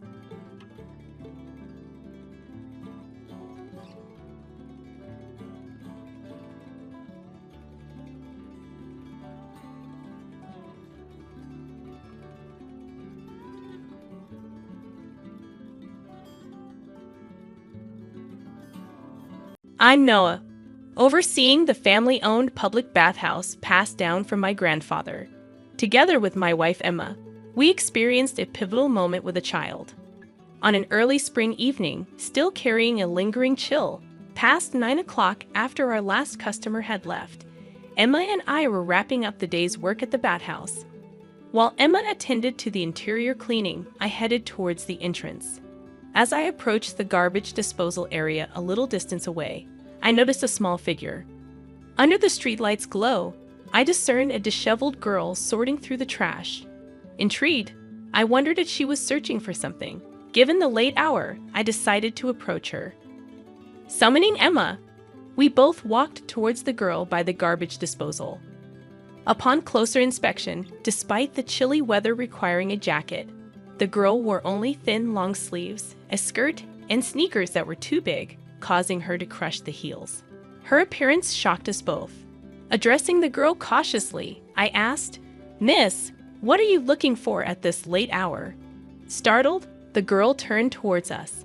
Her shoulder-length hair, frizzy like a child's, and overgrown bangs hiding her eyes, gave her a neglected appearance. She replied, "I'm hungry." To avoid frightening her, I spoke gently, suggesting she come to our place. I'd offered to call her parents, but when asked for her home phone number, she shook her head vigorously. Understanding her fear of strangers, I proposed waiting together until we could contact someone from her home. Assuming she had mistaken us for strangers due to the late hour, I was surprised when she revealed, "My mom hasn't come back for about 3 days. I'm waiting for her to return, but I'm hungry." Alarmed by the possibility of abuse or neglect, I suggested involving the police. However, the mention of the police made her instantly wary, expressing dislike for them. Concerned, we continued the conversation, only to hear a gurgling sound from her stomach. At that moment, Emmett asked, "How long has it been since you've eaten? Are you hungry?" I scanned for any available food, realizing I hadn't eaten since morning. Neither my wife nor I knew how to respond to the girl's revelation. She hadn't eaten all day, searching through the trash in the late hours while clad in thin clothing. The grim reality of her situation weighed heavily on us. In a surprising turn, my wife suggested, "Would you like to come to our home?" Her words startled me. Taking a stranger's child home without involving the police could lead to complications later. I glanced at my wife, wondering if she grasped the potential risks. She met my gaze and said, "I understand what you're thinking. As adults, it's the right thing to involve the police. However, I can't ignore a shivering and hungry child standing right in front of me." Her perspective resonated with me, and I made a decision. We could take the reluctant girl to the police tomorrow. But for now, the immediate concern was providing a warm place and satisfying her hunger. With a reassuring smile, I extended my hand to the hesitant girl, saying, "It's okay. Come to our place." After a moment of hesitation, the girl reached out and took my hand. My wife took the girl's other hand, and the three of us, hand in hand, headed back to the bathhouse. Upon our return, we learned the girl's name was Mia. While my wife took Mia into the bath, I prepared some clothes. Mia's current attire was dirty and too cold-looking, so I selected suitable replacements from my wife's wardrobe: a pair of drawstring pants, a shirt, and a jacket. The drawstrings on the pants would secure them in place. Swiftly, I rushed to the convenience store to purchase small women's underwear, ensuring Mia had everything she needed. I also grabbed the toothbrush before finishing my preparations. By the time I was done, my wife and Mia emerged from their bath. The clothes and underwear appeared a bit oversized, but Mia managed to put them on. The once pale-faced girl now looked more like a child, her complexion returning after the bath. Her washed and dried hair was smoother, though her bangs were too long. My wife secured them with a pin, revealing the lovely face hidden beneath. I asked, "Did you warm up?" Mia nodded eagerly, expressing excitement. She shared her experience of the bath, likening it to a big pool and expressing her delight at the warmth. Her smiling demeanor reassured me. While I dried Mia's hair, my wife prepared a meal. The bathhouse and our house were adjacent, so once we finished, we moved next door.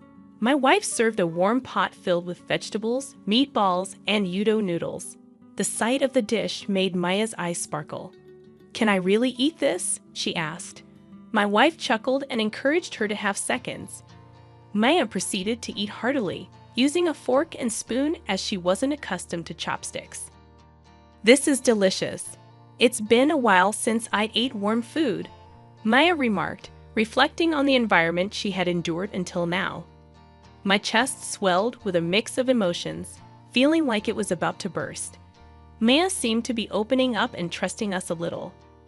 Once her stomach was filled, she began sharing her story.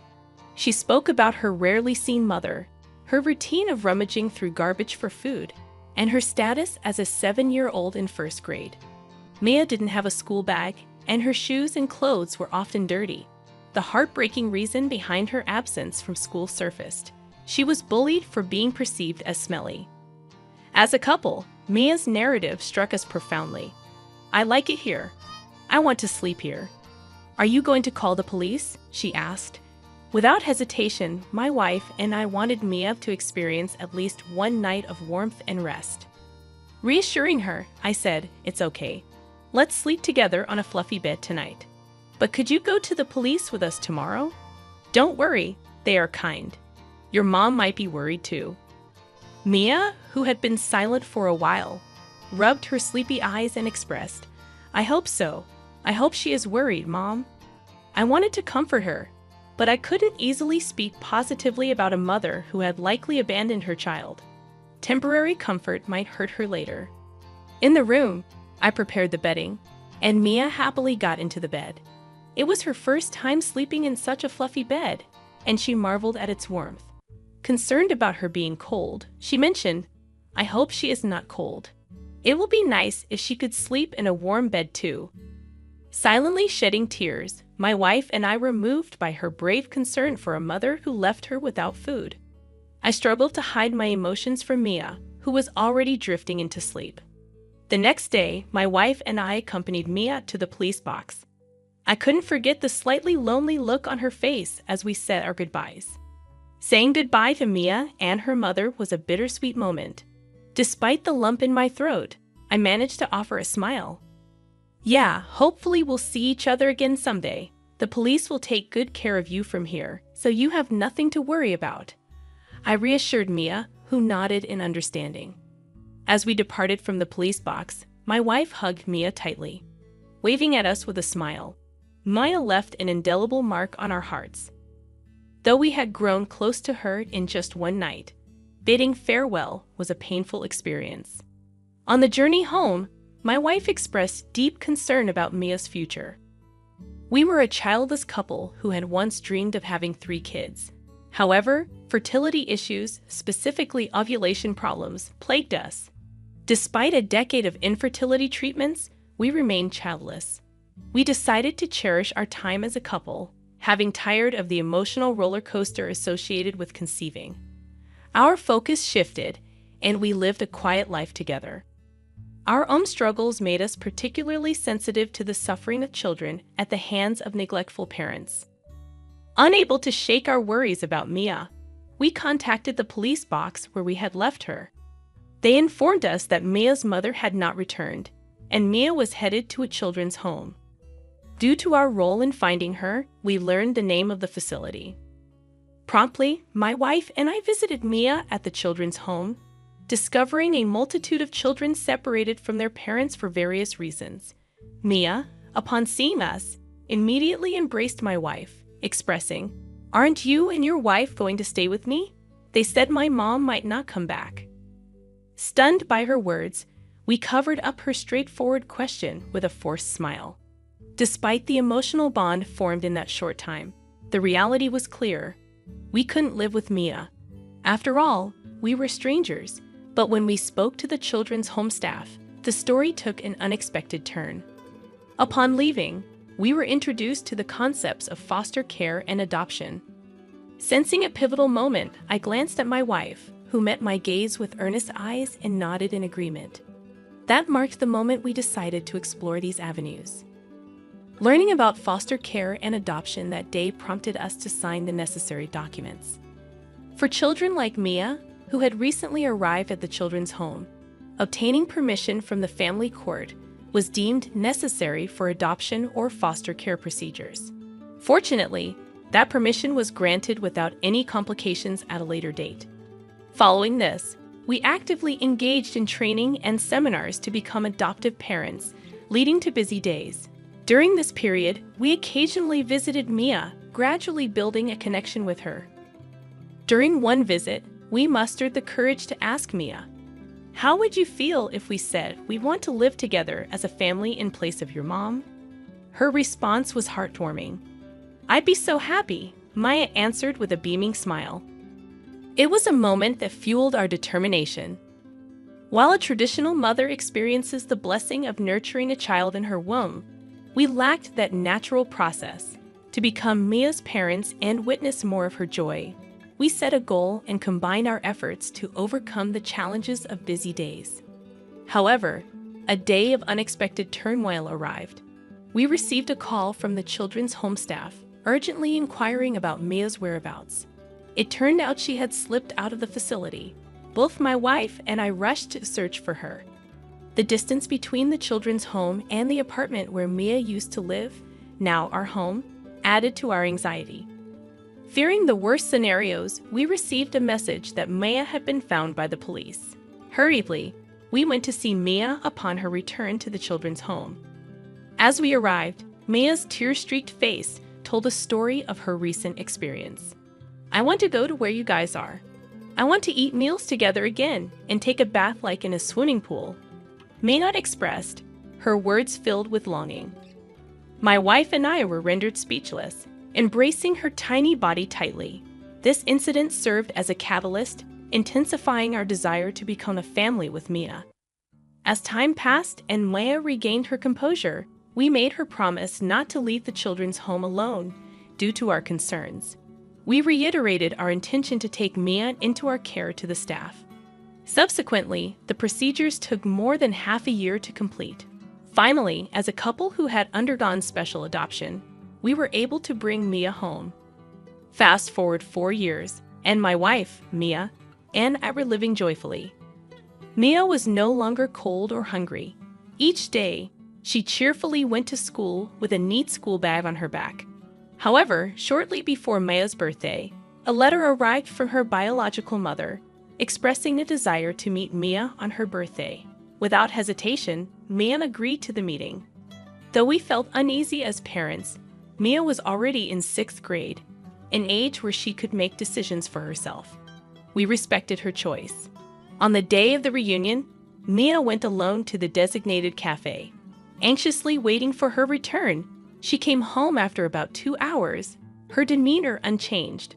According to Mia, her biological mother had remarried and seemed genuinely happy.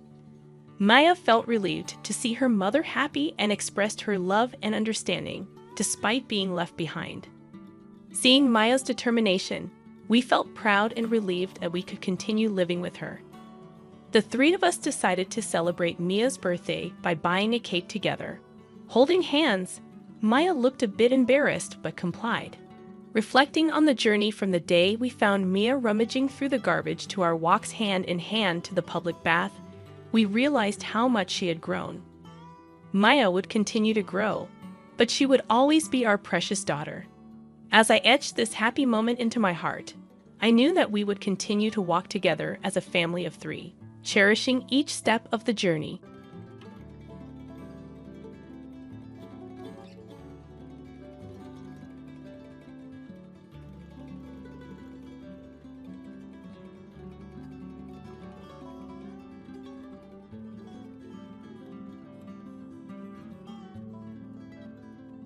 Why does this unattractive girl still reside in her parents' house? It's quite bothersome. Could you kindly vacate the premises immediately? You clearly don't belong here. Pack your things and return to your parents' house. About a month after my husband passed away, I found myself living with and caring for my mother-in-law. These harsh words were directed at me by 2 individuals. Did I do something wrong? I've been contributing by paying $3,000 a month for rent. However, if they view me as a nuisance, I'll leave the house as they wish. A month later, an apology came from my mother-in-law, tears streaming down her face. But apologies alone won't resolve the issue. I decided to share a surprising fact with her. It had been a year since I married her son, and we have been living in their house. My husband and I shared a love for camping and outdoor activities, quickly bonding and leading to our marriage. Now I was taking care of my mother-in-law, who had been alone since my father-in-law's passing. Her initial animosity turned into gratitude, and we built a genuine parent-child bond. My husband and I had a decent income, and we were giving her $3,000 a month as rent. Despite this, financial troubles arose. My sister-in-law, who didn't live with us, began making frequent demands for money. I intervened when she asked for financial help, suggesting ways to cut expenses instead.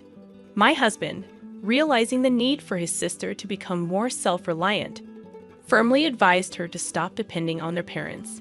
This created a rift, but my sister-in-law reluctantly changed her behavior regarding money matters. Since my father-in-law's passing, my mother-in-law had been more lenient with money, often granting her children's requests. However, it became apparent that my sister-in-law was exploiting this generosity, demanding larger sums of money. Taking charge of the family's finances, my husband managed the situation. One day, as I went to work, he wasn't feeling well and had gone to the hospital in the morning. At first, I believed it was just a common cold, but during lunch, my husband called, revealing that it wasn't just a cold. They had discovered cancer. The tests indicated that it was quite advanced, and I was told I had approximately a year left to live. His shocking words rendered me speechless, and panic set in as my thoughts froze. After standing still for a while, reality hit me hard, and I rushed to the hospital where my husband was. At that time, my husband still had enough strength to converse normally, but as the treatment continued, his strength diminished. After 6 months, he could hardly talk. 7 months later, struggling to breathe, my husband tried to convey something important to me. The content of his words was surprising and left me in shock. I spent several days absorbed in those thoughts, but a week later, my husband passed away. I couldn't believe it. I couldn't grasp what was happening. However, after his passing, I was busy with a funeral week and settling his affairs. Days passed, and just when I thought I could finally start coming to terms with my husband's death, an unexpected incident occurred. I have something to talk about. Is now a good time? My sister-in-law asked. Of course. What would you like to talk about? How much did you hear from my brother? Actually, I heard that a spot opened up in a very popular nursing home that's hard to get into. Why don't we consider admitting Mom there? My brother is no longer here, and taking care of that old lady must be a hassle for you, right? My sister-in-law's smirk about this topic made my heart clench. To bring up such a topic right after my husband's death, but looking into her eyes, I could tell she was serious. This house is too big for just that old woman. Don't you think it's a waste if my family and I live here? You can live alone without any worries. I think it's the best choice for everyone. While my sister-in-law didn't say it explicitly, her remarks gave the impression that she had been eagerly awaiting my husband's death. The way she trivialized my husband's death and her disdainful attitude towards my mother-in-law, I couldn't tolerate it anymore. I appreciate your suggestion, but I have no intention of doing such a thing. I plan to continue living with my mother-in-law, taking my husband's place. When I firmly declined, my sister-in-law left the house in a bad mood. Originally, it seemed she viewed my mother-in-law as a convenient source of money, so her attitude was not surprising. However, I was honestly shocked by her blatant actions. Nonetheless, I had no intention of letting my sister-in-law have her way, nor did I plan to put my mother-in-law in a nursing home. But an event a week later shook my resolve. Upon returning from work, I found my mother-in-law glaring at me angrily, and my sister-in-law smirking beside her. I'm disappointed in you. I want you to leave this house. How dare you plan to put someone in a nursing home without consulting? What are you trying to do, take over the house? No, that's not my intention. What do you mean? Why don't you just be honest? It was your proposal, wasn't it? You said to put Mom in a nursing home and sell this family home, and suggested we split the sale proceeds, didn't you? I never said such a thing. Shocked by this unexpected betrayal, I struggled to speak, but managed to express my thoughts. I was genuinely taken aback, completely unprepared for such forceful tactics just because things weren't going her way. The pain and sadness enveloped me as my mother-in-law looked down on me as if I were worthless. I don't consider you family anymore. Please leave this house right now, she shouted at me with rage on her face. It seemed my mother-in-law had no intention of listening to me. Understood. If that's what you want, I'll leave as you wish, I responded. Perhaps my sister-in-law had influenced her. But this was a clear betrayal for me, as I had decided to continue caring for my mother-in-law in place of my husband. I quickly packed my things and decided to return to my parents' home. I needed to find a new place to live and had a lot to do, but being kicked out by my mother-in-law deeply hurt me, so I decided to rest at my parents' home for a while. About a month later, my sister-in-law accused me of withdrawing money from our parents' account without permission. Is that you? You withdrew money from our parents' account without permission, didn't you? Why is there not a single dollar left in the account? Don't say such ridiculous things. Are you calling me a thief now? Pretending you don't know. If you keep doing this, I'll get the police involved. Come to our parents' house right now. After saying this, my sister-in-law abruptly hung up the phone. Caught in someone's conspiracy and now being accused of theft. I had had enough. I had anticipated issues with the mortgage of the family home. There must still be several years of mortgage payments left unpaid. Honestly, I didn't have the time or energy to deal with my sister-in-law. I wanted to cut ties, but I had reasons why I couldn't. There was still a truth I had to reveal. With a heavy heart, I immediately headed to my in-laws' home. Just like the day I left, my mother-in-law glared at me, and my sister-in-law was there too, giving me the same look. Did he steal money from the house or withdraw it from the account? I don't know, but give it back quickly. You both were working, right? So, there must be a significant balance, right? What are you talking about? There's nothing left of my father-in-law's inheritance. We've been covering all the living expenses and rent. Do you think the inheritance would cover everything? What, really? My words left my sister-in-law looking at my mother-in-law in surprise. It was clear that there was an understanding between the two. My mother-in-law knew that we had been financially supporting the family home, but she probably thought that my father-in-law's inheritance was sufficient for a while. However, the actual situation was quite different. Maybe in this situation, isn't my mother-in-law the victim? Mother-in-law, it was your daughter who was misusing father-in-law's inheritance, wasn't it? At that moment, my mother-in-law's expression changed dramatically. There was an air of confusion, as if she couldn't grasp what I was saying. But I never lied to deceive others. The attitude of my sister-in-law made it clear that what I was saying was true. Her expression changed the moment the inheritance was mentioned, even though she had been glaring at me sharply before. I've seen through the schemes you've been plotting and the misdeeds you've been committing. Actually, my husband revealed to me that since we started living together, he took over managing the household finances. He noticed a significant decrease in the inheritance supposed to be received by my mother-in-law, and he found it abnormal. Moreover, my sister-in-law's frequent and unusual financial requests seemed suspicious to him, so he confronted her. It turned out she had withdrawn cash from the inheritance without any permission. She was actually stealing. Wait, is that true? My sister-in-law stammered in confusion the moment I revealed the truth.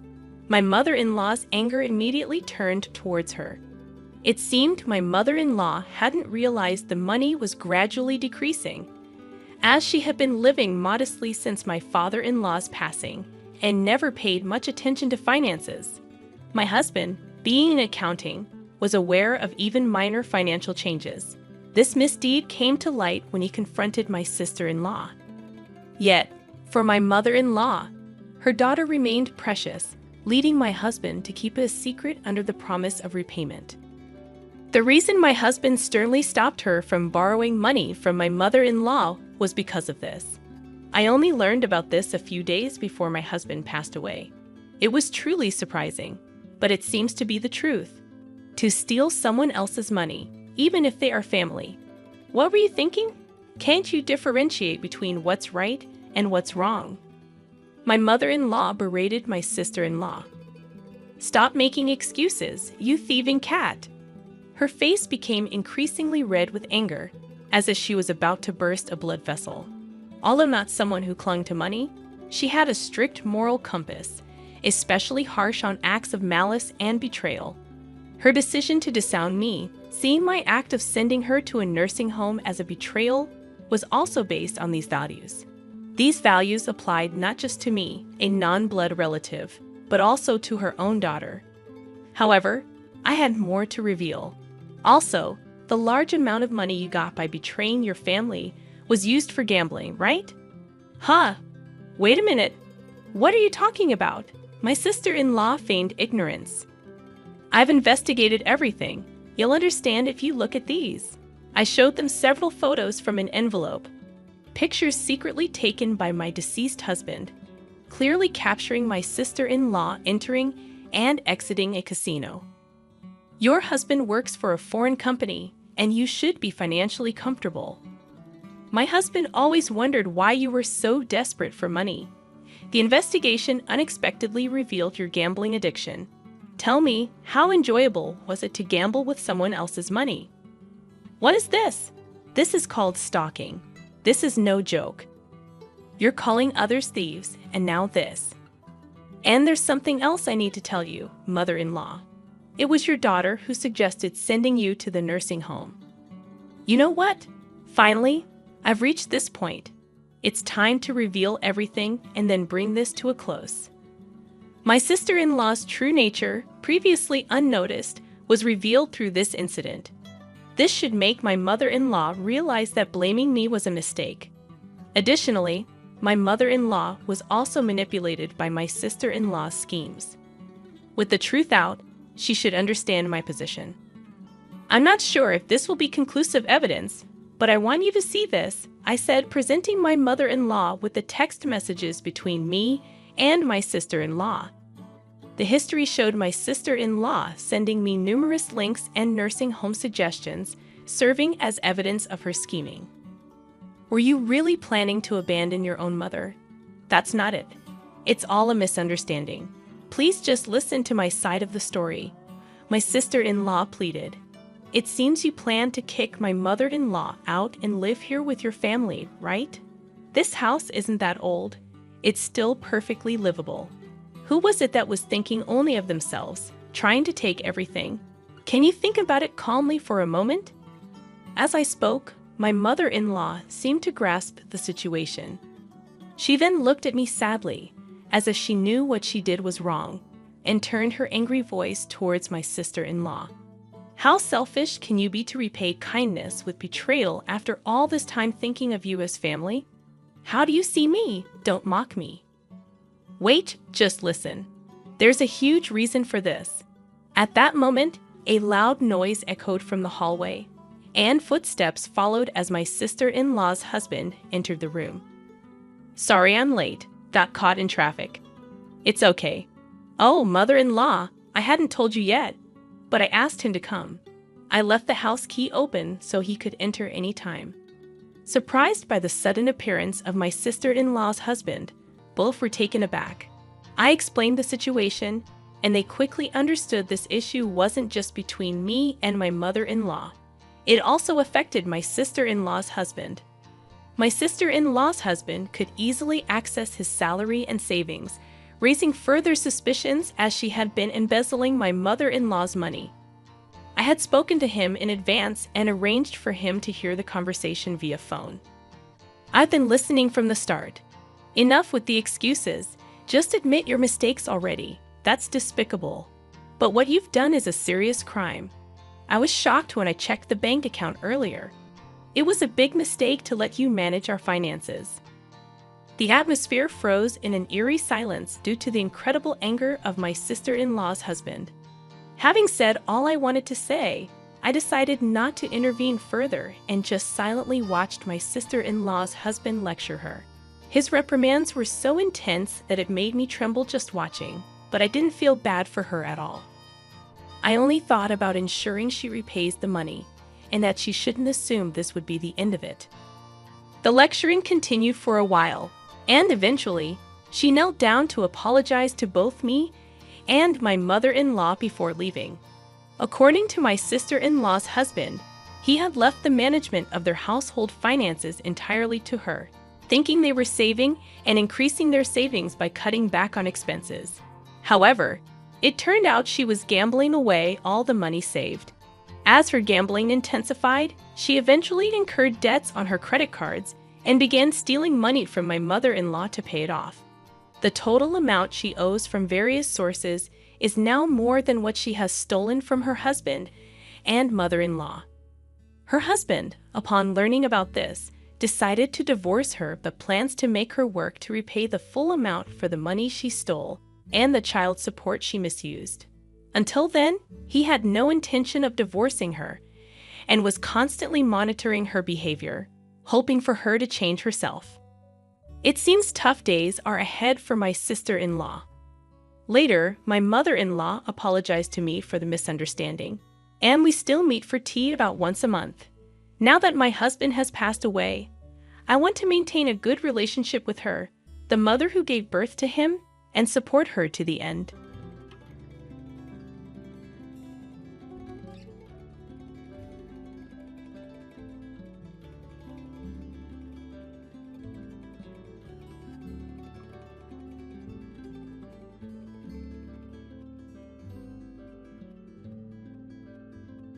And then, Bob dropped the bombshell. Clear out your room next month. When my mother gets discharged from the hospital, I'm bringing her straight to this house. Living together might make household chores easier, but I'll have to face my mother-in-law and endure her snide comments every single day. I was utterly devastated. Understanding that he seemed determined to make this happen with his mother, rather than argue with him, I knew it was better to discreetly take measures. Years of experience had taught me that. Bob left, not suspecting a thing, and seemed quite pleased. Everything's going according to my plan, I thought.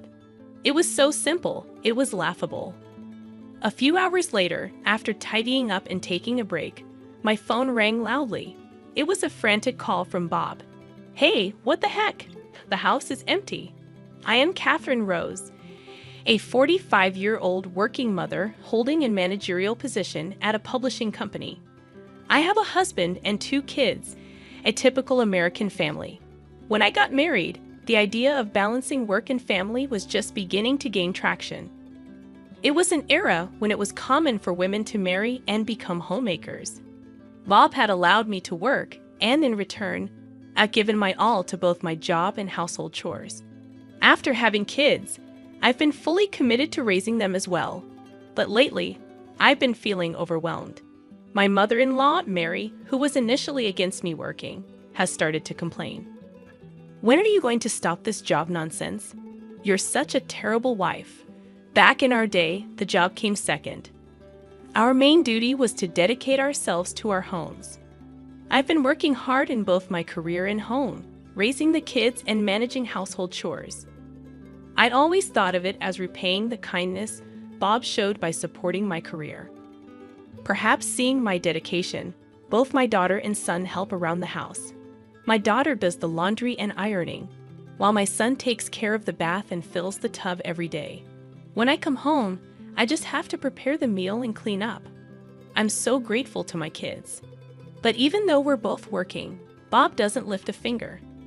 I've asked him to help out several times, but Bob's answer is always the same. Catherine, I let you keep working, didn't I? You're trying to skip out on your wife duties and make me do the chores because you want to have an easy life. Quit playing the victim. And every time my mother-in-law would tattle on me, and I'd get an earful from her. Bob's the breadwinner of the family, you know, and you're trying to make him do house chores. What are you thinking, Mary? This is why it's never good for a woman to work. Be grateful I even let you work. Understand your place. Lately, perhaps she's bored, but almost every night she calls with these snide remarks. It's become so frequent and unbearable that both my kids and I are fed up. My kids have even started pretending they are needed somewhere else to hang up the phone. Sure, I'd appreciate the opportunity to keep working, but why the constant hostility? I've been the one handling both the household chores and raising the kids. She should understand how challenging it is to juggle both roles. What more does she want from me? Right now, I'm under so much stress, and the only saving grace is that my kids are on my side. The root cause of this situation lies in Bob's salary. Truth be told, Bob's pay isn't that great. It would be considered on the lower end.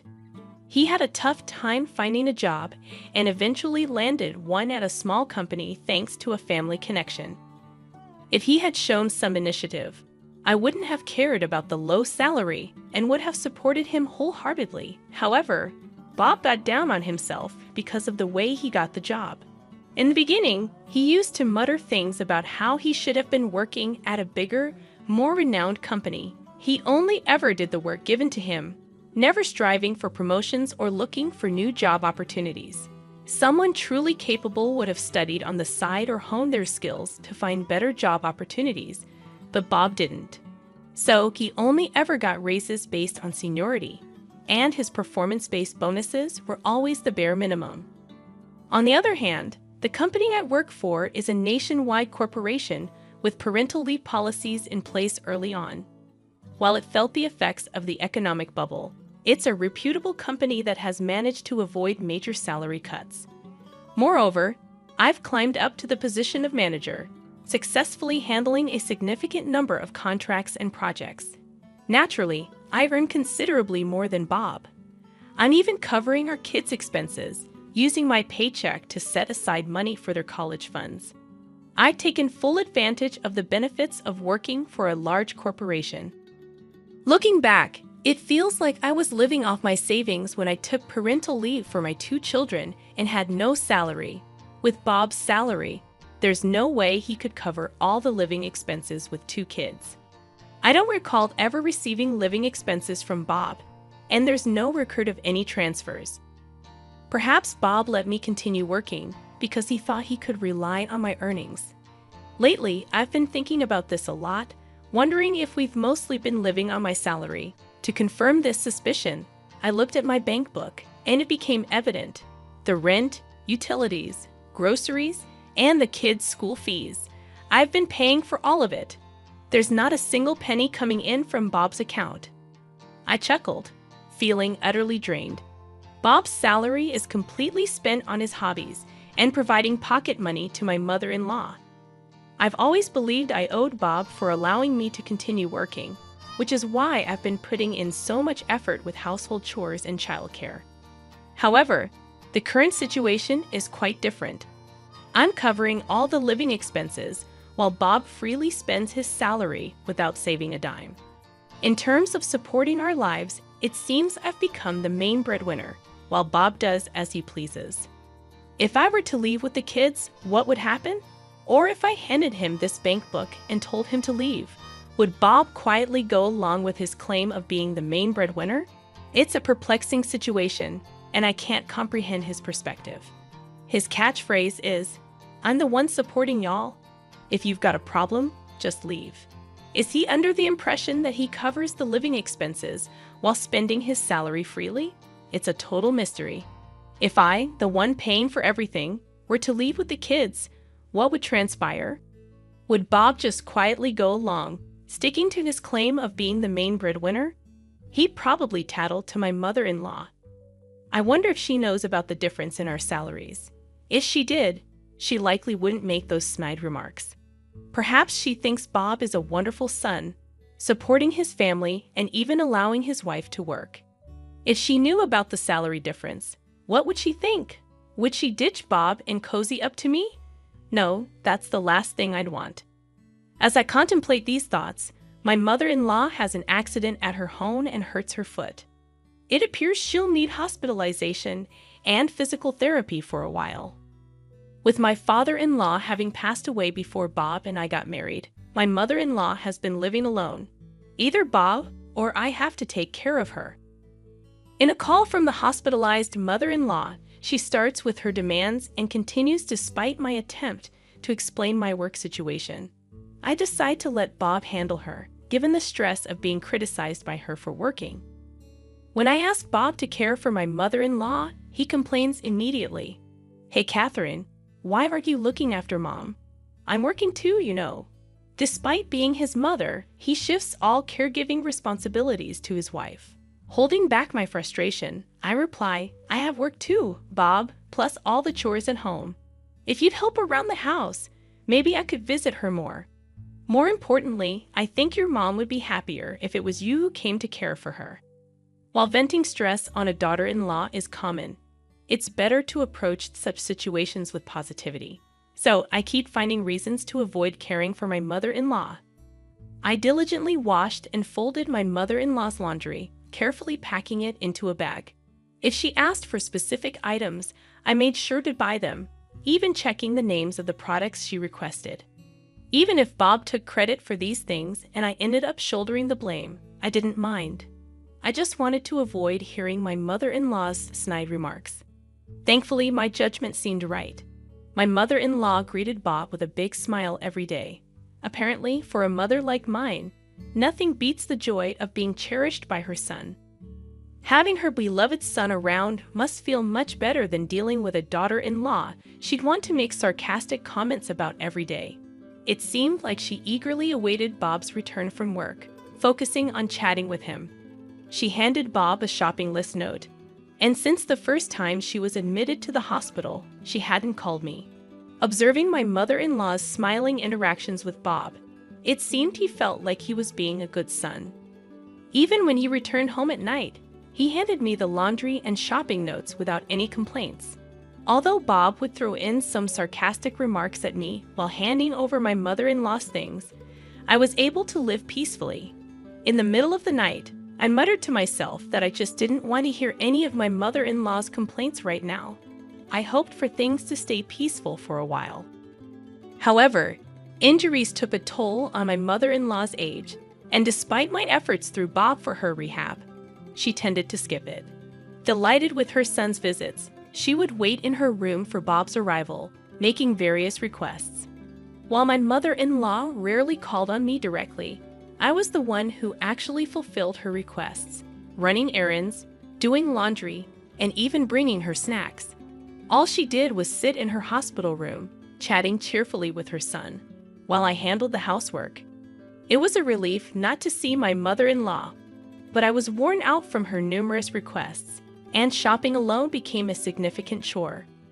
Understanding that living alone was inconvenient with her weakened legs, my mother-in-law made a shocking request to Bob. She expressed difficulty in shopping and preparing meals, asking him not to leave her alone. Of course, Bob sided with her, suggesting they live together. It seemed they were moving in that direction without consulting me. Finally, Bob dropped the bombshell. He would be living with his mother starting next month, instructing me to clear out my room. From the perspective of efficiency in household chores, it made sense for my mother-in-law to live with us. However, I was now faced with the prospect of seeing my mother-in-law every day and enduring her nagging. Despite my downcast feelings, Bob acted as if it was already decided that we would all live together. "I understand," I replied with little energy. Bob seemed determined to force this co-living situation, regardless of the despair I felt. It might be better to secretly make plans rather than argue about it. I knew this from years of experience. While Bob and my mother-in-law happily planned for the move, I constantly thought about how I could escape. I have my own room where I gather and review work materials. It's like a study or an office, essential for me. Bob wants me to give it up. Without this room, my work would be impacted, and I might have to come home even later than I do now. I muttered to myself while staring at the bookshelf, wondering where to move all these books and documents. I can't leave them at home if we live with my mother-in-law. They're too important to risk getting thrown away or damaged. It may sound like something out of a TV drama, but I really fear she might throw them out, especially since she'll probably target what she knows is important to me. And if I dare complain, she'll feign ignorance and run to Bob for support. There will be no peace for me in this house once we start living together. I can see her bossing me around and making snide remarks about my work, wearing me out. What should I do? If my mother-in-law is coming to this house, I had a sudden realization. Why hadn't I thought of this simple solution before? It seems living with my mother-in-law and all her nagging wore me down more than I realized. It felt like the fog before my eyes was gradually clearing up. Well, of course, there's absolutely no need for me to hold back. Why didn't I realize something so simple? I mumbled to myself and immediately began making preparations. As the month changed, the day of my mother-in-law's discharge from the hospital arrived. Bob was all excited, having taken the day off from the start of the morning. "Hey, you better take proper care of my mom from now on. Don't think I'm going to step in like I did when she was in the hospital," he said in a commanding tone. Without responding to Bob's order, I changed the subject. "Oh, speaking of which, your mom's been in the hospital for quite a while, right? Hospital food is bland, and they don't give you much. I bet a gourmet like her wasn't satisfied. I think the discharge process and packing will take up the morning. So why don't you take her out for some good food? You took the day off after all. How about a nice drive, just the two of you? I think she'd really appreciate it." I handed Bob a generous amount of cash. I had set aside some money for living expenses, and even Bob's personal spending. But this was more than his monthly allowance. Surprised by the unexpected bonus, Bob's spirits lifted even higher. "Well, aren't you thoughtful? All right, I'll use this money and go for a drive with my mom. I'll give you a call when we decide about dinner. Make sure the house is in tip-top shape for my mom. All right." Without a hint of suspicion, Bob happily left. Everything was going just as I had planned. It was almost too simple. I couldn't help but laugh. This should buy me some time. I eagerly anticipated Bob and my mother-in-law's return as I continued tidying up the house. It was crucial to finish cleaning before they came back. A few hours later, just as I was taking a break after completing my tasks, my cell phone rang loudly. The call came in a flustered tone from Bob. "Hey, what's going on? The house is empty." That's right. After Bob went to pick up my mother-in-law, I moved all our stuff to the new house we just rented.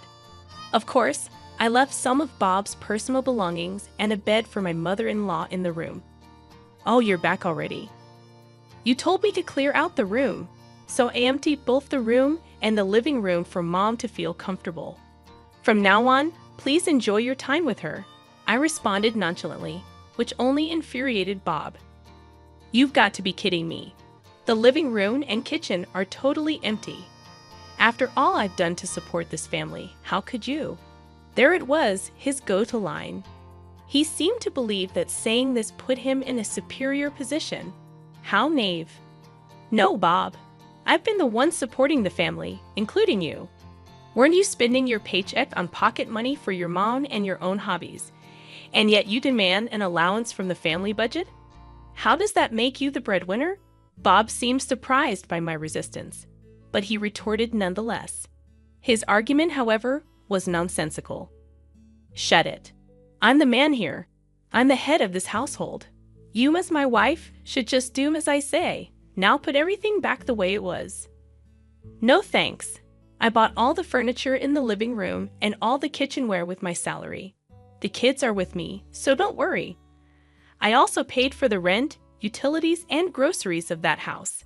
So, in reality, I'm the breadwinner. Why did you decide to live with your mom without consulting me?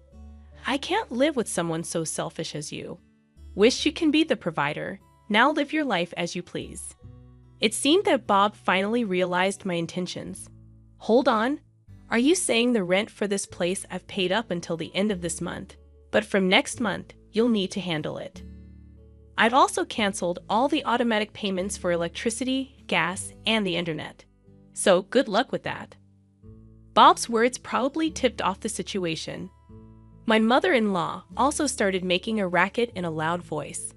"How could you do this, Catherine?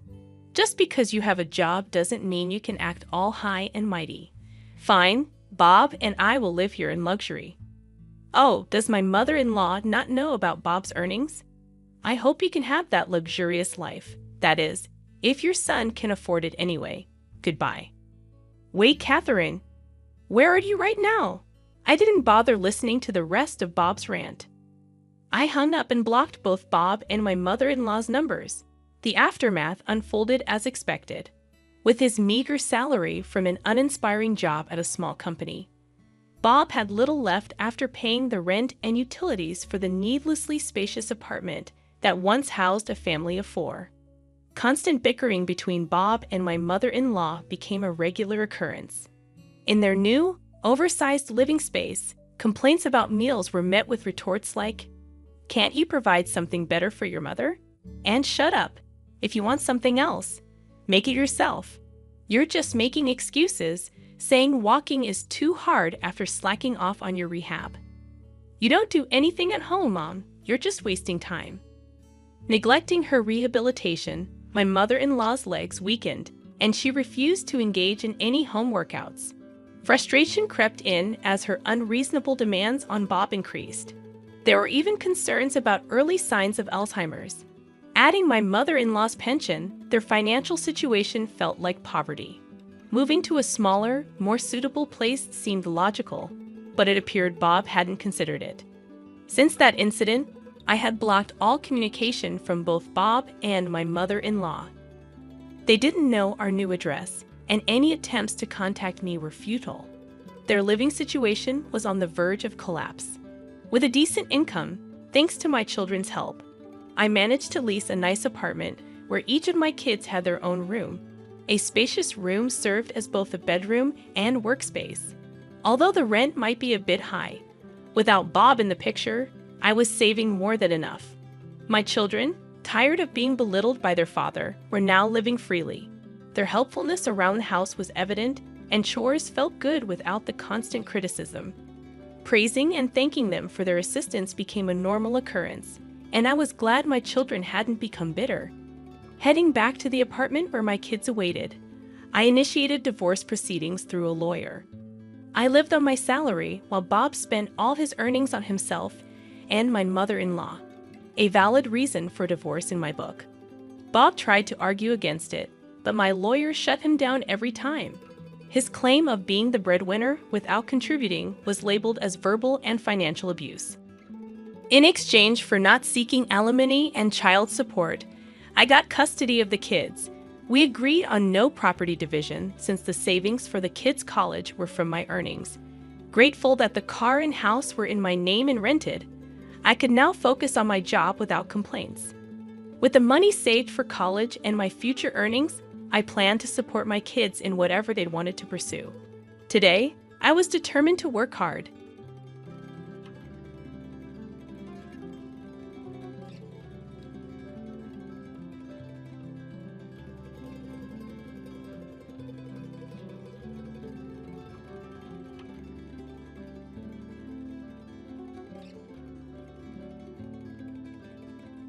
My name is Darcy. I live in a house with my husband, Carlos, and our daughter, Nikki. Carlos and I met in college and became close friends.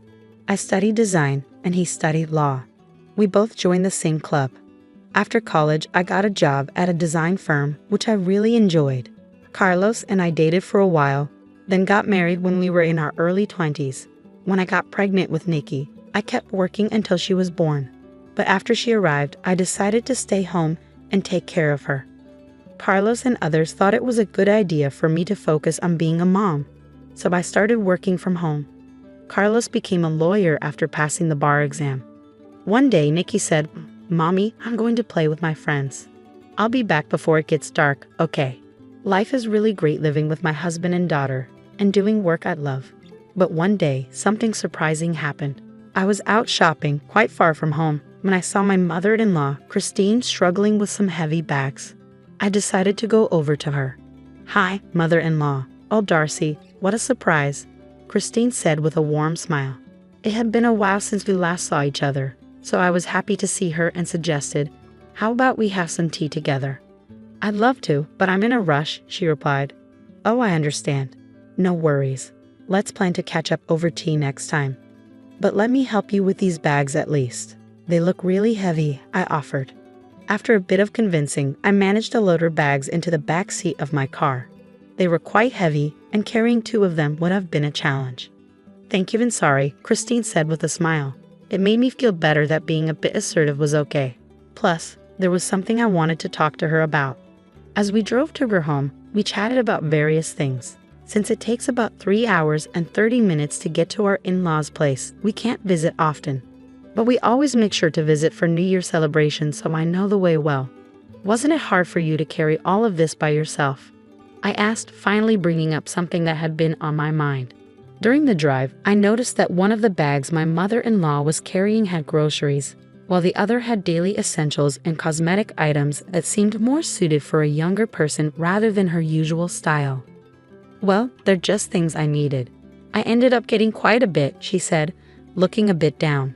I didn't push for more information and continued driving us to her home. Darcy, thank you so much for your help.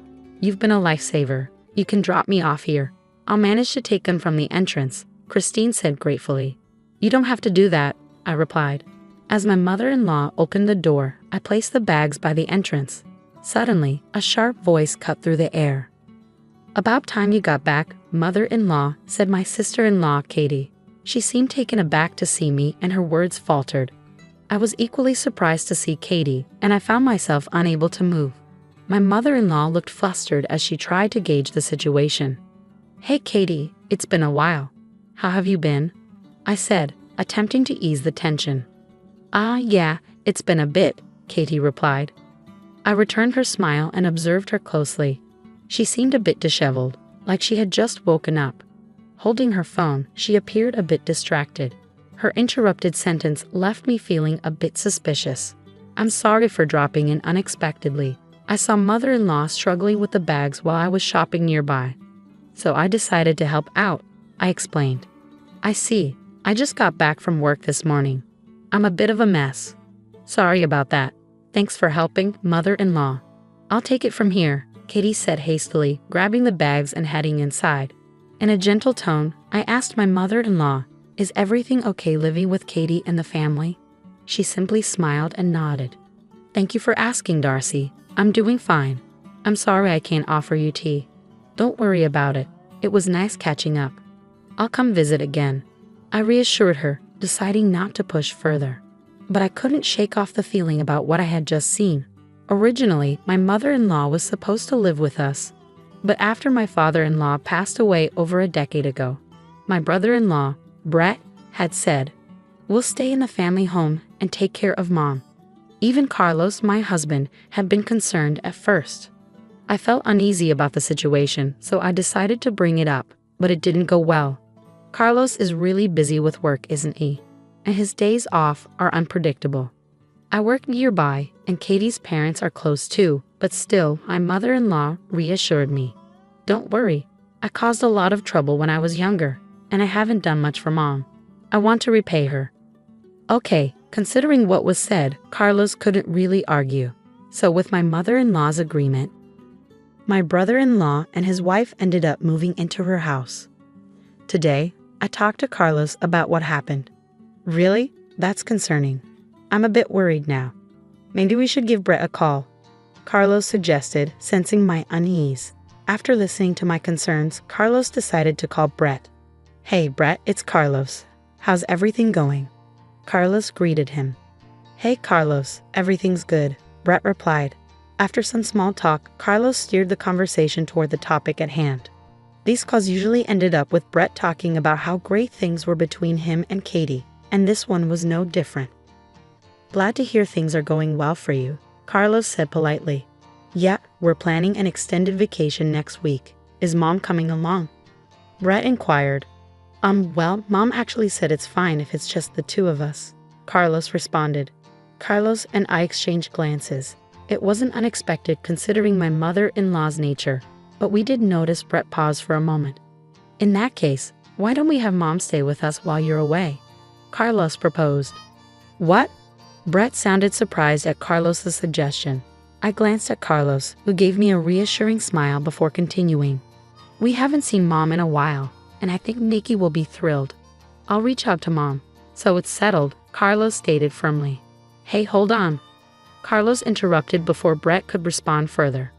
He took a deep breath, his expression serious as he looked at me. This was a chance for us to delve deeper into the situation with my mother-in-law. After that, Carlos quickly finalized the arrangements with Brett. I coordinated with my mother-in-law, and she agreed to stay with us for about a week. Granny's coming today, Nikki exclaimed excitedly. Yes, it's going to be fun, I replied. Nikki adores her grandmother, so she was thrilled about her visit.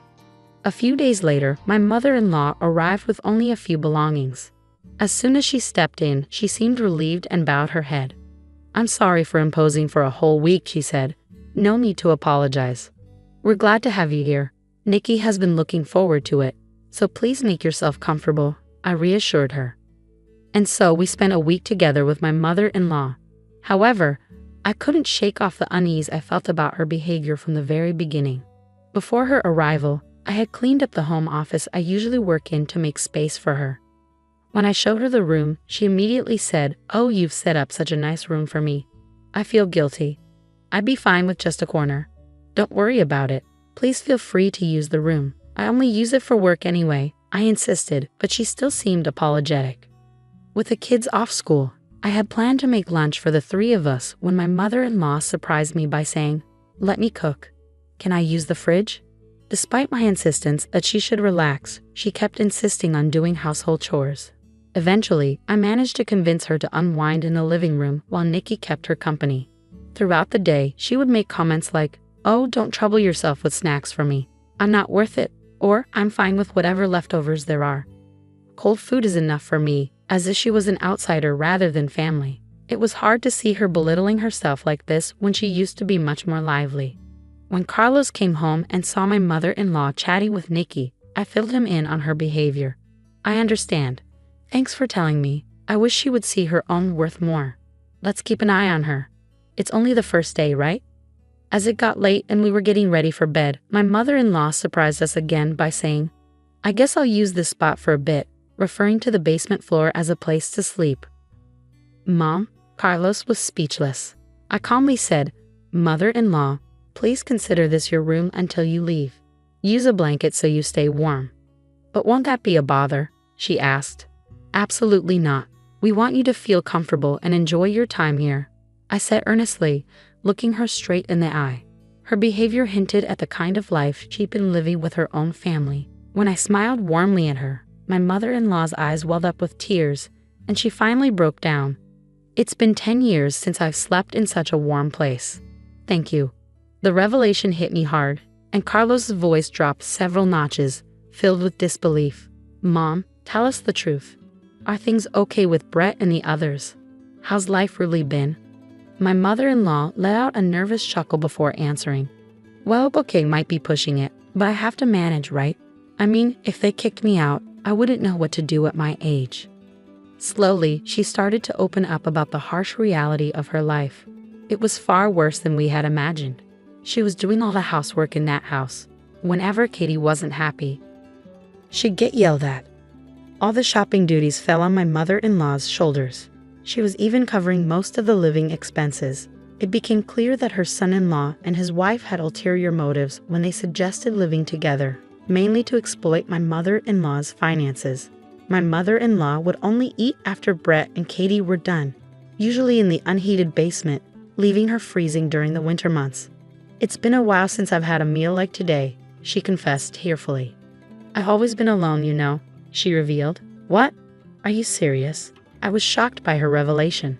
It turned out that my mother-in-law wanted to sleep in the basement because it had become the norm for her in her previous home. Carlos and I were speechless. Initially, when Brett and Katie moved in, they were kind to her. At first, my mother-in-law was happy and thought it was a good idea to live with them. However, as the years passed, their behavior changed drastically. In the beginning, Katie used to cook and Brett would help with other chores. "I'm so tired, Brett. You work so hard. Let me take care of things today. You should rest," Katie would say. "Really? Thanks, Mom," Brett would reply. That was probably the beginning. "I'm really tired today," my mother-in-law would say. "Oh, sorry, Katie, I have plans with the neighbors today," Katie would reply. "What? You're prioritizing them over me?" Katie would retort. "Oh, I apologize. That's selfish of me," my mother-in-law would say. "No, that's not it. Don't worry. I'll prepare dinner when I get back," Katie would assure her. "This is my room, and this is Brett's room," my mother-in-law would assert. Gradually, Brett and Katie started to manipulate and exploit my mother-in-law more and more. Eventually, she found herself shouldering almost all of the household chores and contributing financially as well. At first, my mother-in-law used what used to be my father-in-law's study as her room. It was a well-equipped space with a bed and other furnishings, and she was happy to have such a cherished space as her own. However, even the study wasn't safe from Katie's interference. One day, Katie suggested, "Let's renovate this old study." "Hold on, Katie, this was my husband's beloved study. Can we please leave it as it is?" My mother-in-law pleaded. "I'm just thinking about your comfort," Katie would insist. "Why are you making me out to be the bad guy?" my mother-in-law would question. "I'm sorry, but I prefer it the way it is, really," she would say. "This room is outdated. It's worthless with all this junk," Katie would argue. Then, intentionally, Katie reached for a piece of glasswork, a music box made of glass, a favorite of my late father-in-law. He bought it during a trip they took together, and it held sentimental value. But Katie deliberately dropped it. "Oops, my mistake. I didn't mean to," Katie would say. "Oh no, the glass is shattered everywhere. It's so dangerous. What a shame to keep this room the same, especially with all this junk. Please don't touch anything else," my mother-in-law would plead. "Who do you think you're talking to? Fine, I'll leave the study alone. But from now on, you handle everything in the house. And with all this junk, it's too risky for you to sleep here. You should sleep in the basement." "Any objections?" Katie would demand. In the end, my mother-in-law reluctantly agreed and had to sleep in the basement. I felt like I was going to faint hearing all these shocking stories. At the same time, I was furious with myself for not noticing sooner. "I'm so sorry, Mom. How did I not see any of this?" I asked, feeling guilty. "Don't blame yourself. I was hiding it too. Isn't it awful?" My mother-in-law replied sadly. The reason we never noticed was also because of a scheme by my brother-in-law and his wife. They only gave my mother-in-law a room when relatives visited, but it was empty, no bed, no furniture. And if she dared to speak up, they threatened to destroy her study. They only acted nice when other people were around. We didn't see what was happening because of that. If my mother-in-law and I hadn't bumped into each other that day, this might have continued even longer. The thought sent chills down my spine. I always wanted to talk to you about this, but that study and that house are full of memories with my husband, my mother-in-law said tearfully. Tears streamed down her face, and I couldn't hold back my own. Our dear mother-in-law had endured this for over a decade. I couldn't even imagine how hard it must have been for her. How could her own family do this? They're heartless, I exclaimed, pulling her into a tight hug. "Darcy, I need to step out for a moment," my mother-in-law said, her voice trembling with emotion. After we cried together, Carlos gently rubbed my back and spoke softly. "Don't worry, Darcy and Mom. I'll take care of this. Please look after Mom, Darcy." I nodded silently. "Got it. Leave Mom to me, Carlos." I hugged our worried mother-in-law again, soothing her with gentle strokes on her back. Then I turned to Carlos and said firmly, "Go teach those awful people a lesson." "Absolutely," Carlos chuckled and nodded, then left the house. Later he called to say he wouldn't be back until tomorrow evening. I shared the news with my mother-in-law, and we all drank warm milk, trying to lift the mood with some good stories. Nikki, who had heard the commotion, looked concerned and joined us.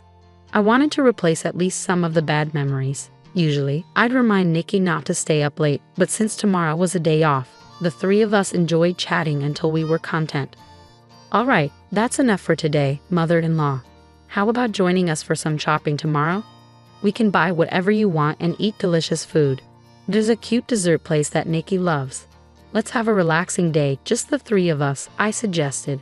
At my words, my mother-in-law's eyes filled with tears again. She nodded slowly, repeating thank you over and over. That night, we set up an air mattress in the living room and slept closely together, with my mother-in-law in the middle. The next morning, she greeted us with the same smile she used to have when my father-in-law was alive. "Good morning," she exclaimed. And just as promised, we all had a fun shopping day. In the evening, we received a message from Carlos saying he had returned home. So we headed back as well. Before going inside, I had one more thing to say to my mother-in-law. "Mother-in-law, we're on your side. Whatever is hurting you, feel free to share it with us. We'll always be here for you. And I'm on Granny's side too," I reassured her. She nodded silently in response. "Welcome home." "Sorry for leaving the house to you," Carlos greeted us with a warm smile. "We're back. Everything okay?" I asked. "Yeah, no issues here. Carlos replied. I had Nikki and my mother-in-law wait in my home office while I walked into the living room. My eyes widened when I saw my brother-in-law and his wife sitting on the floor, their hands trembling slightly on their knees. They greeted me in a soft voice, their faces filled with apprehension. What's going on? My confusion was evident on my face as I turned to Carlos. Still smiling, he said, I haven't taken any action yet. His use of yet made me tense up, anticipating something significant.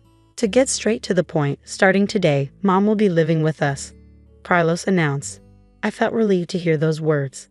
Carlos continued speaking, and as he did, I nodded in agreement. So, Brett, do you fully understand the impact of your actions on Mom? And you too, Katie, do you realize what you've put someone else's mother through in her own home? I can't say it's entirely your fault. We didn't notice it either. But you need to take responsibility for your actions. After all, you're supposed to be mature adults, Carlos spoke passionately. It was the first time I had seen the usually gentle and calm Carlos so angry. I usually prefer not to bring work matters into our home. But this time, I'm speaking as Miss Christine's attorney, not just as family, Carlos continued. His tone was firm but controlled. My brother-in-law and his wife responded meekly, yes. After several hours of discussion, several decisions were reached. Firstly, my brother-in-law and his wife would no longer be living with us. They were required to return all the money they had taken from my mother-in-law, along with additional compensation. In consideration of my mother-in-law's emotional attachment to her study and her own home, my brother-in-law and his wife agreed to move out. We forbade them from ever entering my mother-in-law's home again. Upon hearing the decision, my mother-in-law gave a troubled smile. So we're still family, right? Asking for compensation seems a bit extreme, don't you think? She said. Carlos's words caused Brett to nod so vigorously that it looked as though his head might fall off. Yes, I'm truly sorry for everything. Please accept this as our apology, Brett said, looking thoroughly remorseful. After the discussion, Carlos took a deep breath and addressed my mother-in-law. So please accept this, Mom. Let's put this behind us. Brett and his wife will never forget what they've done and will ensure it never happens again, Carlos said gently. They both nodded in silence. Seeing this, Carlos smiled softly and continued in a quiet voice. It won't happen again, right? They both responded, yes, never again, absolutely. So the conversation came to an end. Within a few months, we received the compensation that Carlos had arranged for my brother-in-law and his wife. My mother-in-law wanted to give it to us, saying it was because we had helped her, but we refused. She insisted, so we agreed to accept a small amount each month for groceries and let her use the rest. Carlos, what did you say to Brett and his wife? I was curious about that day, so I asked him when we were alone. I said to Carlos.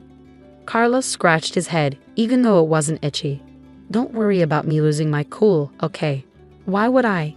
You stood up for your mom, and they regretted what they did, I replied. Actually, Carlos had contacted Brett immediately after hearing what had happened. It's rare for me to get angry, but when I do, people say I'm pretty intimidating. I think I really scared them when I called, Carlos said. He told me where he was right away. Although a bit distant, he drove straight to the destination. Upon arriving, he'd immediately confronted the two. I couldn't just let it slide, especially because he's my brother, and I trusted him with Mom. I didn't know all the details, but judging by how scared they both looked, Carlos must have been really intimidating when he was angry, I thought. As they left, they bowed deeply, saying, We're truly sorry. Well, mother-in-law seems happy, and so does Nikki. I'm happy too. Thank you for standing up for us, Carlos. I'll keep doing my best for our family, even after everything. It's reassuring to know we can still be a happy family, I said, grateful for my reliable husband and for my mother-in-law, who chose to lean on us. From now on, I'm determined to make up for the hardships by being a devoted daughter-in-law and doing my best in every way.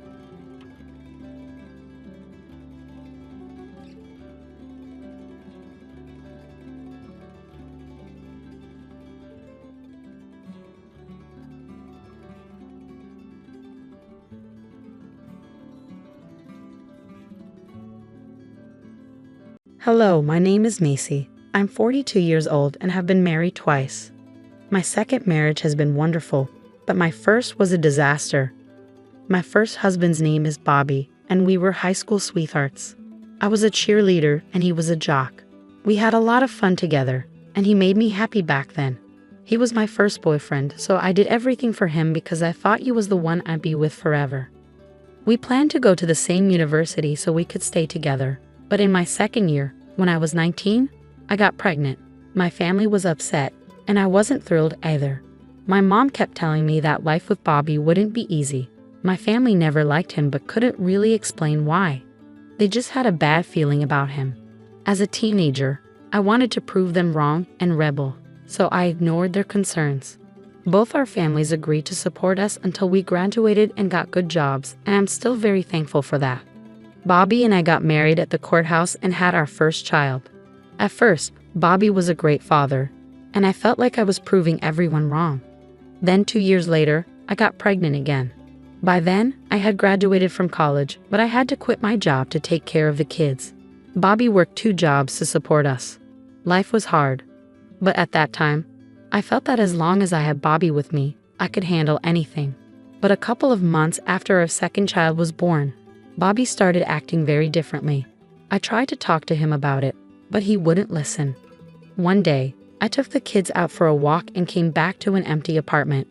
All of Bobby's things were gone. I panicked, and seeing me panic made the kids cry. I tried calling him several times, but it went straight to voicemail. I remember rushing to my mother's house with the kids crying while I tried not to break down. When my mother opened the door, she looked worried and let us in. "What happened?" she asked. "I think Bobby left me," I said. "What? What do you mean?" I took the kids for a walk, and when we got back, all his stuff was gone. I can't reach him. "Oh no, do you know why he might have left?" "I don't know. He'd been acting very differently for a while. But he wouldn't talk to me. And then today, he just left." "Okay, calm down. We'll wait a while, and if he doesn't come back, we'll file for divorce. I'll help you out." But I loved him. How could he do this to his children? "I know. I wish I could find him for you and ask him all these questions, but we have to move on. Not because he'll heal you, but because you have 2 kids to raise." My mom was right. I spent the next few months painfully getting over him while raising 2 kids who looked a lot like him. I cried myself to sleep many nights, but eventually, months turned into years, and I slowly got over the pain. My kids obviously asked questions about their father, and when they were old enough, I told them the truth. They were devastated but surprisingly understanding. As a family, we learned to live past the pain. My mom was a huge help and made raising 2 kids much easier than it would have been alone. 13 years after Bobby left, I met my current husband, Fred, at a bar during one of my friend's birthday parties.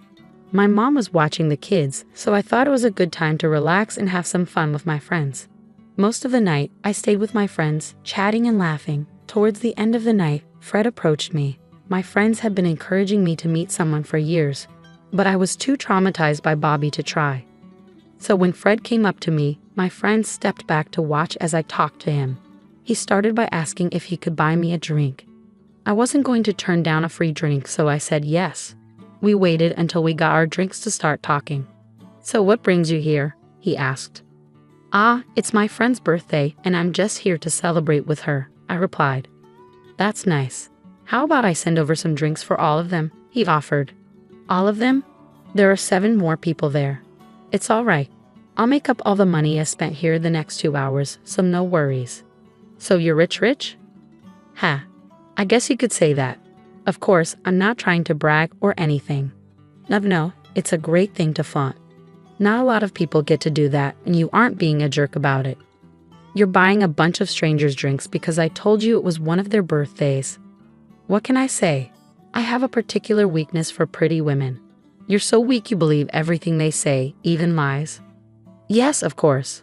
Although, did you lie?" he asked with a playful smile. "No, it is one of their birthdays. But it is concerning that pretty women make you weak. You should get that checked," I joked. "How about you help me with it? Maybe if I had a pretty woman by my side, I'd only have a weakness for one woman," Fred replied with a playful smile. It was a confidence boost to be called pretty by Fred, especially because he was so handsome. He looked like he could be on the cover of Vogue. I surprised myself by flirting back with him. I was usually quite introverted, So I don't know if it was the drink or just Fred's charm, but I felt comfortable being flirty. Eventually, my friends came to get me, thanking Fred for the drinks. Before I left, Fred and I exchanged numbers. From then on, we talked all the time. We started with texts, then moved on to calls whenever we had free time or something interesting to share. We also started meeting up more often. At first, we met in public places, but as time passed, we began hanging out at each other's homes. I was shocked when I saw Fred's house for the first time. It was like a mansion. Fred laughed and told me to get used to his wealth because it would soon be mine. Fred was very open about wanting to marry me. He told me countless times how comfortable he felt around me, and that just made me love him more. He was also completely okay with me having kids. When I told him about Bobby, he was genuinely upset for me. After that, he went above and beyond to show me how much he cared about me. Fred and Bobby were like night and day, and being with Fred made me realize why so many people didn't want me to be with Bobby. I was glad I got out of that relationship, but I hated how it ended. Fred helped me heal and move on from it, which I was incredibly grateful for. We only dated for a year before getting married. We had a destination wedding and flew out our closest friends and family. My kids were thrilled for me and constantly told me how much they loved Fred, which was a huge relief for me. Life from then on was smooth sailing. Fred eased all my worries and even helped with my kids' education, despite me insisting I could handle it. He showed me that he accepted all of us, not just me. He decorated my kids' rooms exactly how they wanted them before we even moved in together. Fred did everything Bobby didn't and more. It was a true turning point for my family, and that's how we grew into what we are today. From then on, Fred and I had a child of our own, but he never treated my kids differently. About a year after our marriage, my kids asked him to legally adopt them, which was another big moment for our family. After that, we became one big family. We did all the things families do, going out to eat, going on vacations, having fun together, you name it. My career was going well, and Fred's company was thriving too. There wasn't a single thing wrong in my life. Before I knew it, 7 years had gone by. Then, one day, out of the blue, I got a call from an unknown number. "Hello," I answered. "Look who it is. It's Macy." "Who is this? Don't you recognize me?" "Ah, I don't think you remember much anyway. It's Bobby here." "How are you doing?" the voice said. "Bobby? What the heck? How did you even get my number?" I asked, surprised. "Ah, I forgot how whiny you are. I just happened to come across your number and thought I'd give you a call to see how you've been." Bobby replied. "How has life been treating you since?" he asked. "Since you left me? Oh, come on, Macy. We were having way too much trouble, and both you and I know that we would have gotten divorced anyway. So you just chose to leave without saying a word." "Well, I wanted to avoid all the emotional drama, so I did what I had to do," Bobby said. "You are unbelievable, a pretty rich piece of work. Do you even realize the harm you caused me? Leaving was the best thing that ever happened to me. Are you serious right now?" "Yes, I married a wealthy woman with kids, but I was willing to overlook it because of her money, and it paid off because she got me this amazing job that pays me so much. I'm living my dream." "So you abandoned your own kids to take care of someone else's. You gotta do what you gotta do, right? Please never call me again. Goodbye." I was stunned by the sheer audacity of that man to call me just to brag about his new rich lifestyle. Part of me wanted to keep talking to him just to find out where he was, so I could give him a piece of my mind. But I was so overwhelmed with emotions that I could barely think straight. After I hung up on him, I felt hurt, not for myself, but for my kids. They grew up without a father who was too busy taking care of his new wife's children. We struggled, but what did he expect? We were just high school graduates when we had our first child. Where would we have gotten the money for ourselves? At the same time, I felt disgusted. He was the epitome of a sleazebag. He only cared about someone if they had something to offer him. I decided to block his number because I didn't want to deal with him anymore. That chapter of my life had been closed for long enough, and I never wanted it reopened. I told Fred about it later that night, and he was understandably upset but also glad that I blocked Bobby's number. We decided to move forward from that. About a week later, I received another call from an unknown number, and once again, it was Bobby. I was getting frustrated by his constant calls. He called to brag about his luxurious lifestyle. his new expensive car, and how well his kids were doing at school. I didn't bother being polite this time. I just hung up on him. But that didn't stop him. He kept calling every week after that, telling me about his extravagant purchases. I blocked him with every new number he used, but he kept finding ways to reach me. Eventually, I stopped answering his calls altogether because he was becoming a nuisance. It seemed like he enjoyed bothering me. One day, when I was stressed at work, Bobby called me again. "Oh, hey, Macy," he said. "Can't you just leave me alone?" I snapped.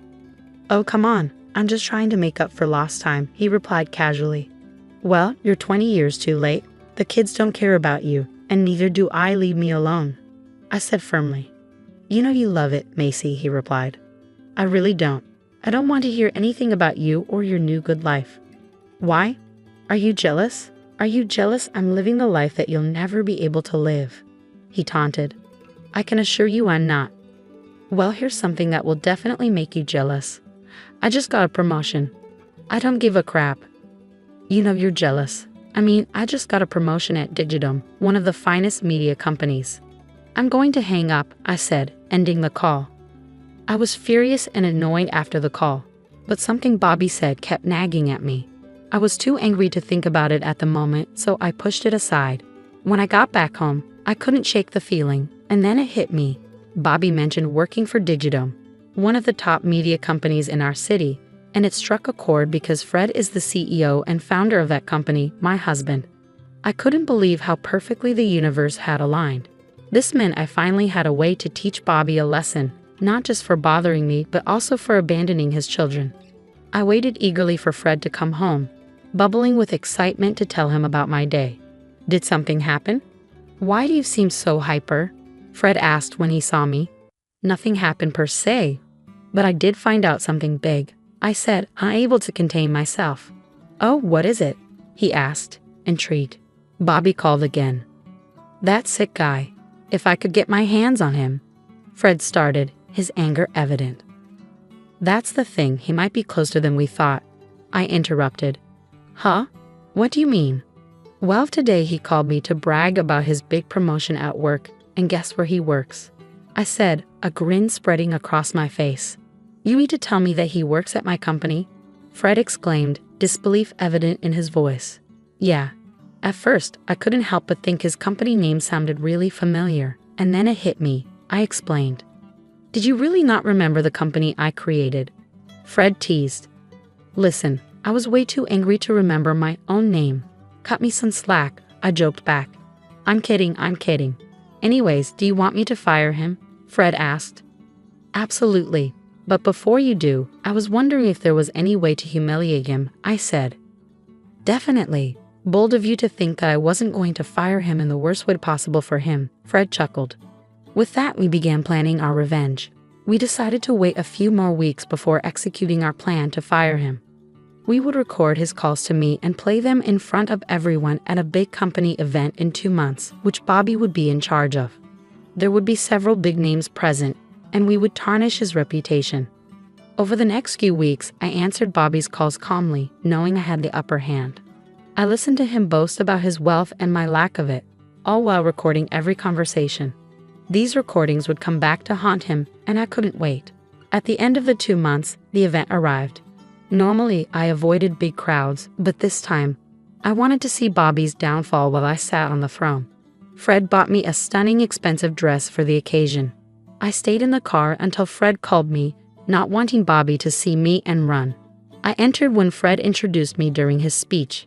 As I walked on stage, Bobby's face dropped.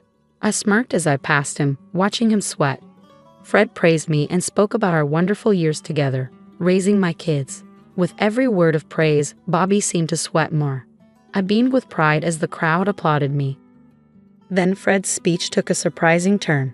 He spoke about how I had been harassed by my ex-husband recently, detailing how he had abandoned me and our kids to start a new family with someone wealthy. But fate had a twist in store because my ex-husband worked for Fred's company.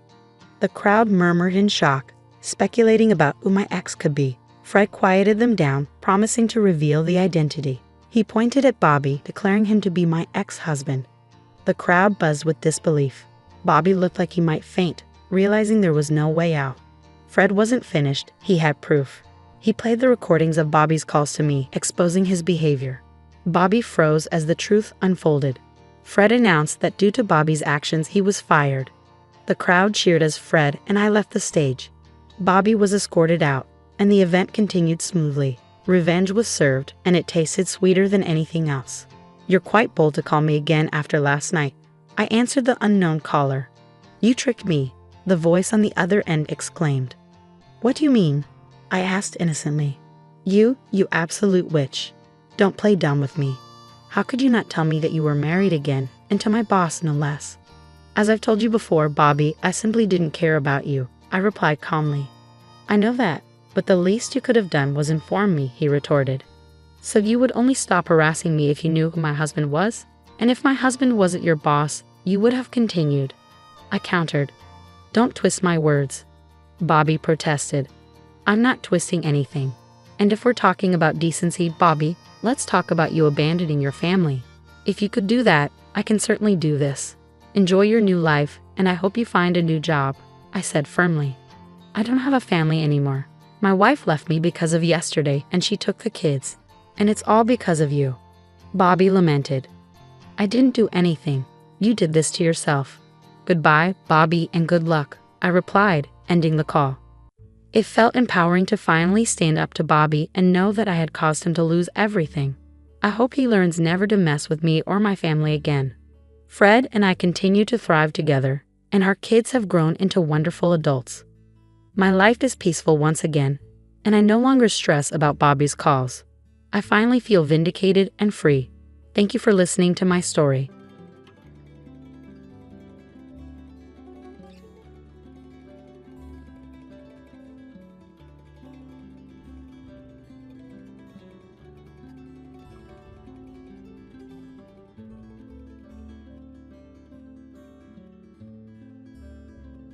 I regretfully forgot my wallet again, so I asked if my friend could cover the bill. When my niece's school had an extended break, it became a routine for my single mother's sister-in-law and her daughter to stay at our house. Initially, I sympathized with her situation and believed in helping out, but over time, she began taking it for granted. One day, she insisted on going to a new outlet mall nearby, and reluctantly, I agreed. However, she conveniently forgot her wallet and demanded that I pay, frustrating me. Despite this, I didn't want to disappoint my sweet niece, who often went without due to their circumstances. Reluctantly, I covered the cost, insisting my sister-in-law repay me. Unfortunately, it didn't end there. On another occasion, my sister-in-law demanded another trip to the outlet mall, and this time, I was determined not to give in. My husband and I, in our 30s and married for 5 years without children, had discussed the possibility of infertility and decided to let things happen naturally. Our parents were supportive, understanding that not every couple follows the same path. Though still hopeful for children, we were planning our future without excluding the possibility of living without them. My younger brother, still single, once joked about having lots of kids for my share, seemingly unaware of our fertility discussions. Meanwhile, my husband's older sister, the sister-in-law in this story, was a single mother who regularly visited us during her daughter's school vacations. While I suggested alternatives, she insisted on staying, citing financial hardship. My niece, adorable and well-behaved, quickly became close to us, creating cherished summer memories at our house. As she entered middle school, the expenses began to mount with stationery, magazines, and fashion. Despite not wanting to interfere, my husband and I decided to give a generous middle school entrance gift. Touched by the thoughtful thank you letter, we looked forward to enjoying our separate vacations due to his work commitments.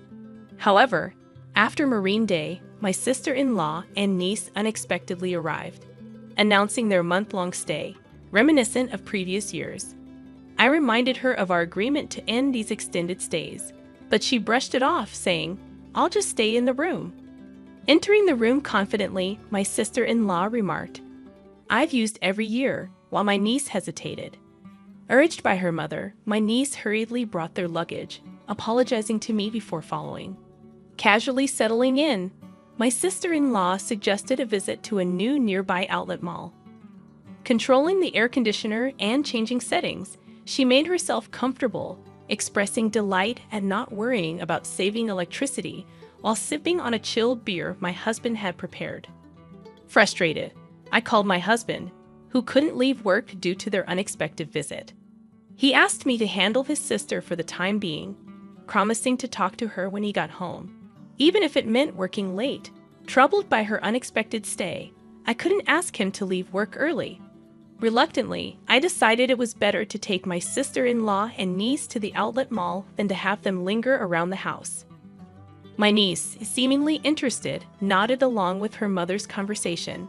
Despite my reservations, I couldn't bring myself to ask her to endure it, especially considering she's my husband's relative. Unprepared for lunch and with unexpected guests, I reluctantly agreed to take them to the outlet mall, opting for a bus due to the heat. Complaining about the walk and the absence of the car, my sister-in-law begrudgingly understood the situation. As we arrived at the outlet mall, she started fussing about forgetting her wallet. Her explanation about mistakenly putting her credit card back in her wallet didn't make sense. While I pondered her story, my niece looked momentarily disappointed but soon smiled, saying she's happy just looking around. Feeling sorry for my niece, I suggested covering today's shopping, estimating it wouldn't exceed $400 for 3 people. However, my sister-in-law seemed most delighted, eyeing expensive items from famous brands. I ended up playing the role of her wallet, using my credit card since I didn't have enough cash. Demanding repayment as soon as we got home, my sister-in-law claimed she couldn't do it right away, citing a lack of cash and a forgotten bank card. When I suggested using her credit card's cash advance, she claimed her credit cards had expired, blaming a mix-up with a new one. I pressed her for proof, incredulous that she had allowed her cards to expire 3 months ago. She explained that she had panicked and switched wallets when her old one broke, making an honest mistake. She didn't want her in-laws to know about her financial struggles. Having already burdened them with the divorce, I found it challenging to be too harsh with my sister-in-law, especially since she promised to repay me once back at her house. During that summer, she stayed with us for about a month. While my niece eagerly helped with housework and expressed interest in cooking, my sister-in-law assumed a more demanding mother-in-law-like role, questioning the delay in lunch and criticizing our approach to saving electricity. My sister-in-law never contributed to housework and complained twice as much as anyone else. With her and my niece's presence, daily chores expanded to doing laundry for 4 people. When I mentioned the no air conditioning rule, complaints tripled. Frustrated, I asked my sister-in-law for help in hanging the laundry, but she dismissed it, insisting that being in the sun affected her skin and demanding an expensive sunscreen brand. After a month of enduring this, my sister-in-law finally left with my niece. However, when I asked her to repay the money she owed, she refused, claiming she couldn't do it before payday. Persistent in my demands, I eventually sent a certified letter as proof. When my niece discovered her mother hadn't repaid the money, she revealed that her mother had been receiving financial support from her ex-in-laws since the divorce. My niece promised to take responsibility and repay me from the financial support her mother received. She also expressed concern about her mother's increasingly sloppy lifestyle, embarrassing her. This situation fueled my anger towards my carefree sister-in-law. With my niece approaching high school and college expenses looming, I felt compelled to teach my sister-in-law a lesson. Taking advantage of the school break, my sister-in-law and niece stayed with us again. Immediately upon arrival, my sister-in-law demanded a trip to the outlet mall, claiming she needed winter clothes. Sensing a potential repeat of her carelessness, I had already contacted some allies. After about 2 hours of shopping, my sister-in-law called, admitting she forgot her wallet and requested I cover the cost. Half of me thought it was typical, while the other half was exasperated. Claiming that my niece wasn't feeling well and we had already gone home, I declined to cover her expenses. Infuriated by her carelessness regarding her daughter, I emphasized that all she had to do was admit she didn't have enough money and return the items. Why did I have to cover the expenses for her shopping? Regardless, I needed to proceed with my plan. I informed her that I would be back soon after dropping my niece off at home. She questioned the time frame, and I mentioned I had just reached a nearby bus stop, indicating it would take another hour using public transportation. Surprisingly, she accepted this without demanding a taxi, making me suspicious that she might be up to something. She likely didn't want to risk me not coming back if she complained too much. An hour later, I arrived at the designated store with my collaborators. My sister-in-law was there, arms full of clothes and bags, instructing the staff to add more items. It seemed she planned to shop even more while awaiting my return. When I greeted her with an apology for the delay, she was surprised to see familiar faces beside me. Alongside me stood my husband, who was supposed to be at work, and then my father-in-law appeared, changing my sister-in-law's expression from surprise to confusion. She stammered, questioning why my husband was there. In truth, I had informed him about her failure to repay the money, and he was aware of everything that had transpired. He had agreed with my plan and was actually at home on a day off, hiding in the bedroom when my sister-in-law arrived. I had followed our plan and told her he was at work, and she believed me without checking. After hearing the story from my niece, my husband agreed that we should inform his parents. We reported everything, including her extended stay and refusal to repay the money. When I explained our plan for the day to my in-laws, they were furious, saying it was outrageous. After separating from my sister-in-law at the mall, I immediately contacted them. My husband had driven ahead and waited for us. My niece and I left my sister-in-law and went to the parking lot, where my husband was waiting to drive us to a hotel to meet my in-laws. They had planned to go on a short trip to a rural area, but they prioritized our situation over their trip and waited at the hotel. I felt bad that their plans were ruined, but they insisted on dealing with my sister-in-law's antics first. As planned, we left my niece with my mother-in-law at the hotel and returned to the outlet mall. When we confronted her, my sister-in-law furiously accused me of being cheeky for someone who was just a wallet to her. However, my husband and father-in-law took away all the clothes and bags she was holding. My husband retorted, "What are you doing? Don't return my clothes. They're not yours if you're not paying for them." My sister-in-law hesitated for a moment as my father-in-law returned the items to the store staff. My husband then dragged her out, and as he pulled her arm, she screamed, "It hurts. Let me go. Someone help, he's attacking me."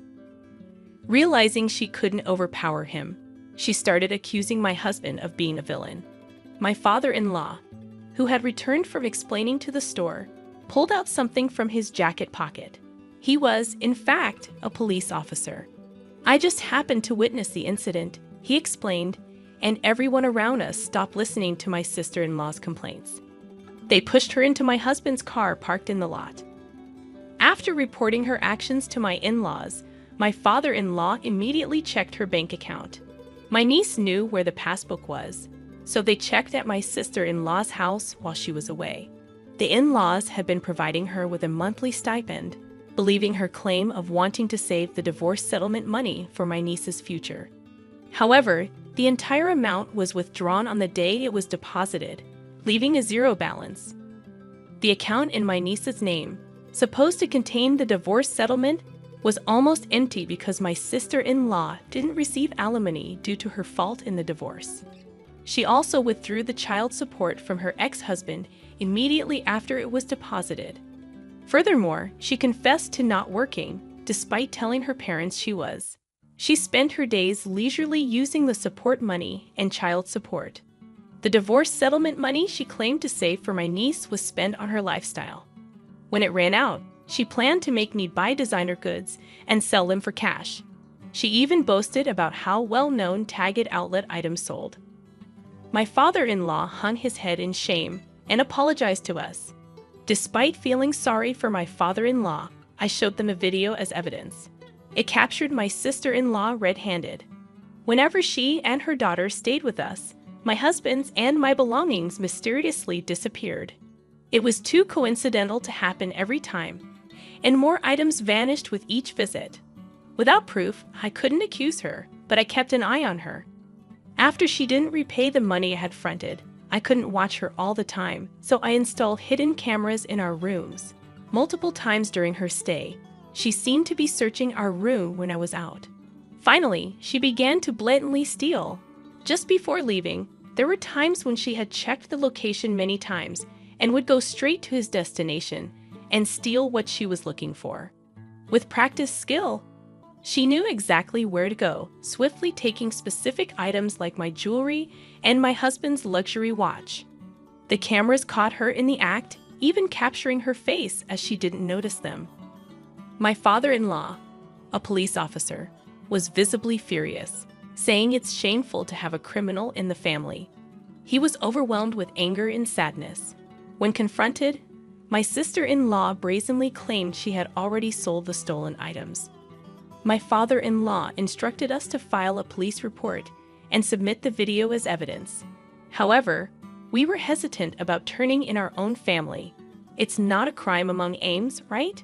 We don't count someone who exploits kindness and repays generosity with evil as family, my husband said as he started the car engine.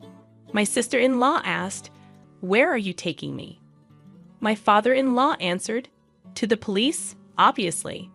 She screamed as if it was the end of the world, begging us for mercy. She tried to destroy my phone, claiming it would erase the evidence, but I informed her it was just a copy, and the original was safe at home.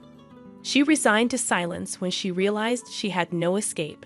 She pleaded, "I'll repay the money. Just don't take me to the police." It's not just a matter of getting your money back. The stolen items had sentimental value. It wasn't just about the money. My jewelry I bought with my first salary, gifts from my husband, and heirlooms from my late grandmother. The same went for my husband's luxury watch. But we worried about what would happen to my niece if her mother became a criminal. We thought my in-laws would take care of her, but it would hurt her to know her mother was a thief. So, for my niece's sake, we proposed not to file a report if she kept her promise to repay us. My father-in-law agreed to ensure she kept this promise. She had to repay a set amount each month earned through her own labor. If she failed, we would immediately file a report. I told him that I had recorded the entire conversation as suggested by my father-in-law for evidence. My sister-in-law had no way to deny or forget what was said. She had no choice but to hang her head in the face of the reality that "I don't know, I didn't say it, I forgot" was no longer valid. Later, she was taken back to her parents' house by my father-in-law. We received an apology from my in-laws later. They admitted they had been too lenient due to their love for their granddaughter and their daughter's manipulations. They realized they had spoiled her too much and vowed to re-educate her strictly. My sister-in-law, who had always been pampered, thought it was her due. After getting engaged, she quit her job to become a housewife. Even though it was difficult to get a job again after the divorce, my sister-in-law herself confessed that she thought she was only working part-time, but in reality, she wasn't working at all. After her divorce, she didn't even attempt to work, saying she didn't want to be associated with unfashionable older women. My father-in-law, knowing she was too sheltered, arranged for her to work at a company owned by his acquaintance. The owner was strict but fair. She struggled with basic manners and language, and her salary was managed by my mother-in-law, used to repay us. My sister-in-law and her daughter moved out of the house left by her ex-husband and now live under strict supervision with her parents. My niece is becoming a more responsible person, helping her grandparents. She plans to stay with them during the winter break, but looks forward to visiting us during the spring break. My husband and I are excited for her next visit. As for my sister-in-law, regardless of any change in her, she is not welcome in our house. We both agree it's best to avoid unpleasant feelings.